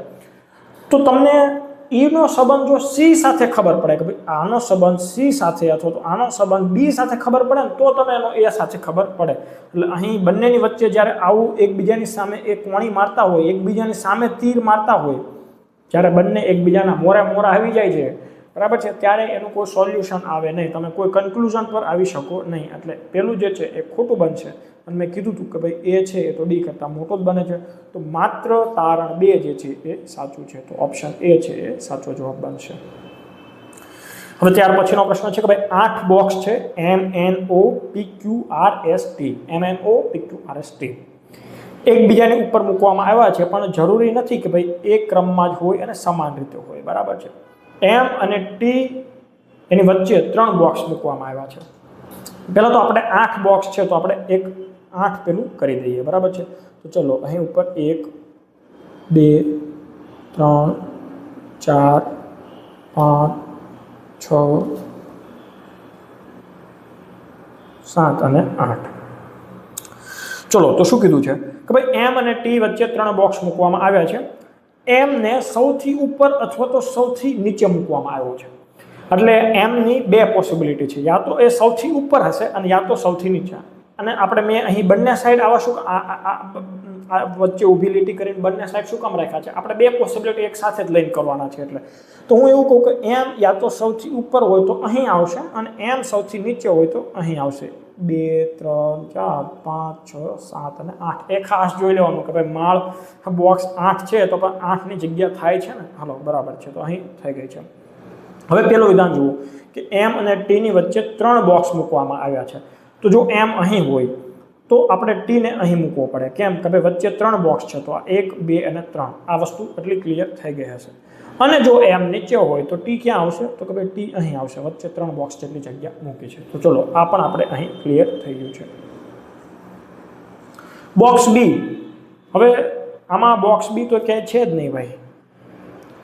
MNOPQRST બરાબર છે. અહીં લગભગ બોક્સ ઓ હશે, કેમ કે ટાઈપિંગ મિસ્ટેક થઈ ગઈ હશે. પણ અહીં મેં જોયું હતું અને આ પ્રશ્ન રિપીટ પણ થયો હતો, એટલે અહીં પાછો ટાઈપમાં અહીં મિસ્ટેક છે, પણ અહીં ઓ આવશે. બરાબર, બોક્સ ઓ. તો શું કહે છે? તો કે ભાઈ બોક્સ ઓ ને બોક્સ એનની તરત ઉપર મૂકવામાં આવે છે. એટલે હું એવું કહું કે ભાઈ જ્યાં એન આવશે એની તરત જ ઉપર કોણ આવશે? માની લો કે આ મેં એન મૂક્યો તો એની તરત જ ઉપર બોક્સ ઓ આવશે. એટલે આ બંને એક સાથે આવશે. આ વસ્તુ અહીં ક્લિયર થઈ ગઈ છે. પછી શું કહે છે કે બોક્સ એસ બોક્સ ટીની તરત નીચે. તો આ તો ટી છે જ તે, તો જો આ ટી અહીં હોય તો એસ અહીં આવશે અને આ ટી સાચો હોય તો એસ અહીં આવશે. આ બંને વસ્તુ આપણે અહીં કરી દીધી છે. બરાબર છે. ક્યાં પહોંચ્યા આપણે? ચલો અહીંયા તરત નીચે. હવે આર અને એસની વચ્ચે 2 બોક્સ છે. તો જો આ એસ અહીં હોય તો એની નીચે 2 બોક્સ કરવા હોય તો અહીં તો છેલ્લું પૂરું થઈ જાય છે, એટલે નીચે નહીં આવે. એટલે એક આર અહીં આવી શકે. બરાબર છે. તો આ એસ અને આરની વચ્ચે તમે જુઓ કે ભાઈ 2 બોક્સ મૂકવામાં આવેલા છે, તો અહીં 2 બોક્સ થઈ શકે છે. પછી તો કે ભાઈ જો એસ અહીં હોય તો અહીં તમે 2 મૂકવા માટે અહીં તો ઓલરેડી એમ ફિક્સ છે, એટલે તમારે ફરજિયાત આરને ક્યાં મૂકવો પડશે? અહીં મૂકવો પડશે. તો આ વસ્તુ પણ અહીં આપણે ક્લિયર થઈ ગઈ છે. બરાબર છે. એમ અને આરની વચ્ચે 2 કરતાં વધારે બોક્સ મૂકવામાં આવેલા નથી. હવે તમે જુઓ આ સાઈડનું જો તમારું સાચું હોય તો અહીં એમ અને આરની વચ્ચે કેટલા બધા બોક્સ થઈ ગયા? તો કે ભાઈ 1 2 3 4 અને 5. ત્યારે રકમમાં તમને શું કીધું છે કે ભાઈ એણે 2 કરતાં વધારે બોક્સ મૂકેલા નથી, એટલે આ આખું જે છે ને એ ખોટું પડે છે. એટલે આપણું જે ફાઇનલી સાચું શું આવે છે? તો કે ભાઈ આપણે આ જે પહેલું બનાવ્યું હતું તો કે ભાઈ એ જે છે એ સાચું બનશે. બરાબર છે. તો આ સાઈડની જે છે આખું ડાયમેન્શન આપણે આખું ડાયાગ્રામ જે છે એ સાચું બને છે. એટલે હવે આપણે આખું ફોકસ એ સાઈડ જ રાખશું. બરાબર. તો ચલો હવે શું કહે છે? તો કે ભાઈ ઓ અને પી વચ્ચે 3 કરતાં વધારે બોક્સ મૂકવામાં આવ્યા છે. હવે તમે જુઓ પેલી વસ્તુ તો ભાઈ ઓ અને પીની વચ્ચે તમારે 3 બોક્સ મૂકવાના છે. તો હવે તો પહેલાં ઓને હવે જગ્યા આપણે ફિક્સ કરીએ. તો ઓ તમે જોઈ શકો છો કે ભાઈ ક્યાં આવી શકે એવું છે? તો ભાઈ એન અને ઓ બંને સાથે સાથે જ આવવા જોઈએ, અને ઉપર નીચેની જગ્યા ખાલી હોય એવું એક અહીં જ છે. એટલે અહીં આવશે ઓ અને અહીં આવશે પી, સોરી એન. બરાબર છે. અને હવે તમને ખ્યાલ આવી કે હવે 2 જગ્યા વધી છે, એક આ અને એક આ. તો ઓ અને પીની વચ્ચે 3 કરતાં વધારે. તો જો અહીં તો તમે મૂકી ના શકો. કેમ? કારણ કે અહીં તમે મૂકો તો ઓ અને પીની વચ્ચે કેટલી થઈ છે? 2 થાય છે. એટલે ફરજિયાત પી છે એ અહીં આવશે અને અહીં બાકી વધેલી જગ્યામાં બાકી વધેલો માણસ કોણ છે? તો કે ભાઈ ક્યુ છે, તો એ ત્યાં આવશે. તો હવે આપણો આખો ડાયાગ્રામ જે છે એ તૈયાર થઈ ગયો છે અને હવે આપણે આના ઉપરથી બહુ ઇઝીલી બધા જવાબો આપી શકશું. બરાબર છે. તો ચલો ડાયાગ્રામને થોડોક નાનો કરી દઈએ, થોડીક એક કોપી લઈ લઈએ, એટલે આગળના સવાલોની અંદર પણ આપણને તકલીફ પડે નહીં. ચલો ઉતાવળ કરવાની નથી. તમે શાંતિથી જો આનો જવાબ લાવશો તો બહુ ઇઝીલી તમને આનો જવાબ મળી જવાનો છે. બરાબર છે. હવે એક વખત તમે 2-3 મિનિટ જેવો ટાઈમ જોઈએ એવો આપીને જવાબ લાવશો, આવો ડાયાગ્રામ બનાવી દેશો તો પછી કોઈ તકલીફ પડશે નહીં. તો નીચેના પૈકી કયું બોક્સ નીચેથી ત્રીજા સ્થાન પર હશે? તો આ નીચેથી ત્રીજા સ્થાન પર તમે જોઈ શકો છો કોણ છે? તો કે ભાઈ એસ છે. તો એસ ક્યાં છે? ઓપ્શન સી છે એ સાચો જવાબ બનશે. બરાબર છે. હવે એક વખત ડાયાગ્રામ બની ગયું છે એટલે પછી તો આપણે બેઠા લાડવા જ લેવાના રહેશે. બરાબર છે. ઓ અને આરની વચ્ચે કેટલા બોક્સ હશે? તો આ છે ઓ છે અને આ જે છે એ આર છે. તો બંનેની વચ્ચે કેટલા બોક્સ છે? તો કે ભાઈ 3 બોક્સ હશે, તો જે 3 છે એ સાચો જવાબ બનશે. પછીનો પ્રશ્ન શું છે તો કે ભાઈ P અને S ની વચ્ચે રાખવામાં આવેલા બોક્સની સંખ્યા, તો આ P છે અને આ S છે, એની વચ્ચે રાખવામાં આવેલી સંખ્યા કેટલી છે તો કે ભાઈ 3 છે. તો ખાલી જગ્યા અને R વચ્ચે રાખવામાં આવેલી બોક્સની સંખ્યા જેટલી હશે, તો આ R હોય તો એની હવે 3 એટલે 1 2 અને 3 એટલે O આવશે, બરાબર છે. તો તમે જુઓ કે ભાઈ O અને R ની વચ્ચે કેટલા છે તો કે ભાઈ 3 છે, તો સેમ એટલા તે P અને S ની વચ્ચે તમે જુઓ તો 3 થાય, એટલે અહીં જવાબ શું આવશે તો કે ભાઈ R છે તો R ની સાથે કોણ આવશે તો કે ભાઈ O આવશે, બરાબર છે. ખૂબ સરળ છે અને ડાયાગ્રામ વ્યવસ્થિત બનાવેલો હોય તો આમાં માર્ક્સ કપાવવાની કોઈ શક્યતા રહેતી નથી, બરાબર છે. બોક્સ O ની ઉપર રાખવામાં આવેલી બોક્સની સંખ્યા ક્યાં બોક્સની નીચે રાખવામાં આવેલી સંખ્યા જેટલી. હવે બોક્સ જુઓ આ O છે, તો O થી ઉપર કેટલા છે, હવે તમે જુઓ નીચેથી બીજો છે તો ઉપરથી બીજો કોણ છે તો કે ભાઈ P, તો આમાં ડાયરેક્ટ P થી નીચે તમે કરી દો તો તમારો જવાબ આવી જાય. એક વખત વેરીફાઈ કરી લઈએ તો O થી ઉપર કેટલા છે 1 2 3 4 5 અને 6 છે, તો P થી નીચે કેટલા છે તો કે ભાઈ 1 2 3 4 5 6 છે, એટલે ડાયરેક્ટ જવાબ એ સાચો જ આવે, બરાબર છે. નીચે આપવામાં આવેલી જોડી એક નિશ્ચિત રીતે એકબીજા સાથે સમૂહ બનાવે છે, તો કઈ જોડી આ સમૂહ બનાવતી નથી. તો પહેલા જોઈએ QO, તો આ Q છે અને આ છે O, તો બંનેની વચ્ચે બે બોક્સ છે, બરાબર છે. ચલો PT, તો આ છે P અને આ છે T, તો બંનેની વચ્ચે બે બોક્સ છે, ચલો એ પણ વસ્તુ બરાબર છે. R અને S, તો આ છે R અને આ છે S, તો બંનેની વચ્ચે 2 છે, એટલે એક વસ્તુ ખબર પડી ગઈ કે ભાઈ કયો સમૂહ બનાવે છે તો કે બંનેની વચ્ચે બે બોક્સ. હવે NQ ચેક કરી જોઈએ આપણે, તો N ક્યાં છે તો કે ભાઈ N અહીં છે અને Q ક્યાં છે અહીં, તો અહીં બંનેની વચ્ચે 3 છે, તો આ જે છે એ અલગ પડતી જોડી છે, એ આપણને ખ્યાલ આવે છે. ત્યાર પછી છે પેપર ફોલ્ડિંગ અને કટિંગ વાળો પ્રશ્ન છે કે ભાઈ પહેલાં આ પેપરને તમે આવી રીતે વાળો છો અને પછી વાળીને આવું એક ત્રિકોણ બનાવી દો અને આમાં તમે જો ચોરસ બનાવો છો તો શું થશે કે ભાઈ તમે જે વાળ્યું છે તો એ ચારેય જગ્યાએ આવા 4 ત્રિકોણ બનશે, બરાબર છે.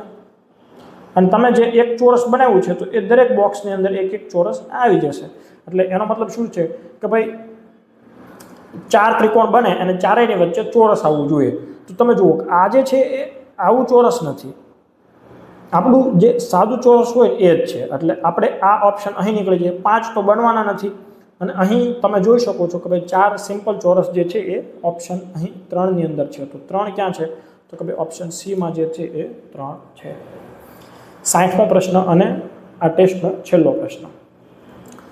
5.1/4 ની વિરોધી વ્યસ્ત સંખ્યા, તો પહેલો તો 4 પંચા 20 એટલે 21/4 થઈ ગયા. આની વિરોધી કીધી છે, વિરોધી એટલે અંશ છેદ છે એ પલટાવી નાખવાના, એટલે 4/21 આ થઈ ગઈ વિરોધી. અને હવે તમને કીધું છે કે ભાઈ વ્યસ્ત સંખ્યા એટલે માઇનસ લગાડી દો, તો -4/21 ક્યાંય હોય તો ઓપ્શન એ છે એ સાચો જવાબ બને છે. તો કુલ 60 પ્રશ્નો હતા જે મોક ટેસ્ટ 11 ની અંદર આપણે પૂછ્યા હતા, એનું ડિટેલમાં એકદમ સોલ્યુશન, કે કદાચ કોઈ વ્યક્તિ ડાયરેક્ટ વિડીયો સોલ્યુશન જુએ છે તો પણ એમને ખ્યાલ આવે એવી રીતે આપણે સમજાવેલા છે. એટલે તમે જુઓ કે ભાઈ 11 ટેસ્ટ છે અને 11 ટેસ્ટની અંદર 60 પ્રશ્નો એટલે કે 11 66 660 પ્રશ્નોનું આપણે વિડીયો સોલ્યુશન અત્યાર સુધીમાં કરાવ્યું છે. કદાચ વચ્ચે એકાદી 2 ટેસ્ટ જે છે 3-4 એનું નહીં હોય. તો આ જે પ્રશ્નોનું લેવલ છે એકદમ આપણે કોન્સ્ટેબલની પરીક્ષાને માન આપીને એ લેવલનું તૈયાર કરેલું છે. હવે પરીક્ષા નજીક છે, વાંચવામાં કદાચ કંટાળો આવતો હોય, રિવિઝન કરીને કંટાળો આવતો હોય, તો ખાસ મારું એક એવું છે કે ભાઈ જેટલા લોકોએ મોક સિરીઝ જોઈન કરેલી હતી એ લોકો તો આ તમામ મોક ટેસ્ટ એની આન્સર કીની પીડીએફ જે આપણે આપેલી છે એ જ ખોલવાની, પ્રશ્નો વાંચો, જવાબ વાંચો, પ્રશ્નો વાંચો, 200 પ્રશ્નો વાંચી જ લેવાના છે. બાકી જે લોકો જોઈન નથી થયેલા એ લોકો પણ જો મોક ટેસ્ટનું આ સોલ્યુશન જોશે તો ચોક્કસ એમને ફાયદો થશે. અને આપણા જે સોલ્યુશન કરાવેલા છે એ યુટ્યુબ પર ઓલરેડી અપલોડ થયેલા જ છે, બરાબર છે. આજે રવિવાર છે, આવતા રવિવારે પરીક્ષા લેવાશે અને પછી એની અંદર જે પ્રશ્નો પૂછાયેલા હશે બધા ઓલરેડી તમે જોશો કે એ પ્રકારના આપણે ભણાવેલા જ હશે, બરાબર. એટલે ખાસ એ વસ્તુ કહેવાની કે ભાઈ કરો છો તો બધું વ્યવસ્થિત કરો, કોઈ સ્કીપ કરવાનું થતું નથી. અને હવે કોઈ વધારે પડતી અલગ પ્રકારની નવી મોક ટેસ્ટ આપવા જવાનું નથી. મેં અગાઉ પણ કીધું હતું કે ભાઈ ઘણા લોકો મૂંઝવણ અનુભવે છે, કન્ફ્યુઝ થાય છે, આત્મવિશ્વાસ ડગમગે છે, તો એમને ખાલી એક મોક ટેસ્ટ આપવાની છે. અને કઈ તો કે ભાઈ આપણે જે આવતી 10 તારીખના રોજ આપણી ટેલિગ્રામ ચેનલ અને મોબાઈલ એપ્લિકેશન પર મૂકવાના છે, એકદમ ક્વોલિટીવાળી અને સરળ ટેસ્ટ રાખશું. લેવલ સરળ રાખવાનું કારણ શું છે તો કે ભાઈ હવે તમારા પ્રશ્નો ખોટા પડે અને માર્ક ઓછા આવે અને કોન્ફિડન્સ તૂટે એવું કશું કરવાનું થતું નથી. એવી જ ટેસ્ટ હશે કે જો તમારી સારી તૈયારી હશે તો સારું સ્કોરિંગ થશે, અને જ્યારે આપણું સ્કોરિંગ સારું થાય તો ડેફિનેટલી આપણો આત્મવિશ્વાસ છે એ વધી જતો હોય છે. તો એના માટે તમારે આપણી એક ટેલિગ્રામ ચેનલ જોઈન કરવાની અને આ ટેસ્ટ આપવાની, જેથી તમને એક પરીક્ષા પહેલાં એક પોઝિટિવ વાઇબ્સ મળી જશે. તો સારી તૈયારી કરતા રહેજો. બધાને આવતા રવિવાર માટે ઓલ ધ બેસ્ટ. અસ્તુ. જય હિન્દ.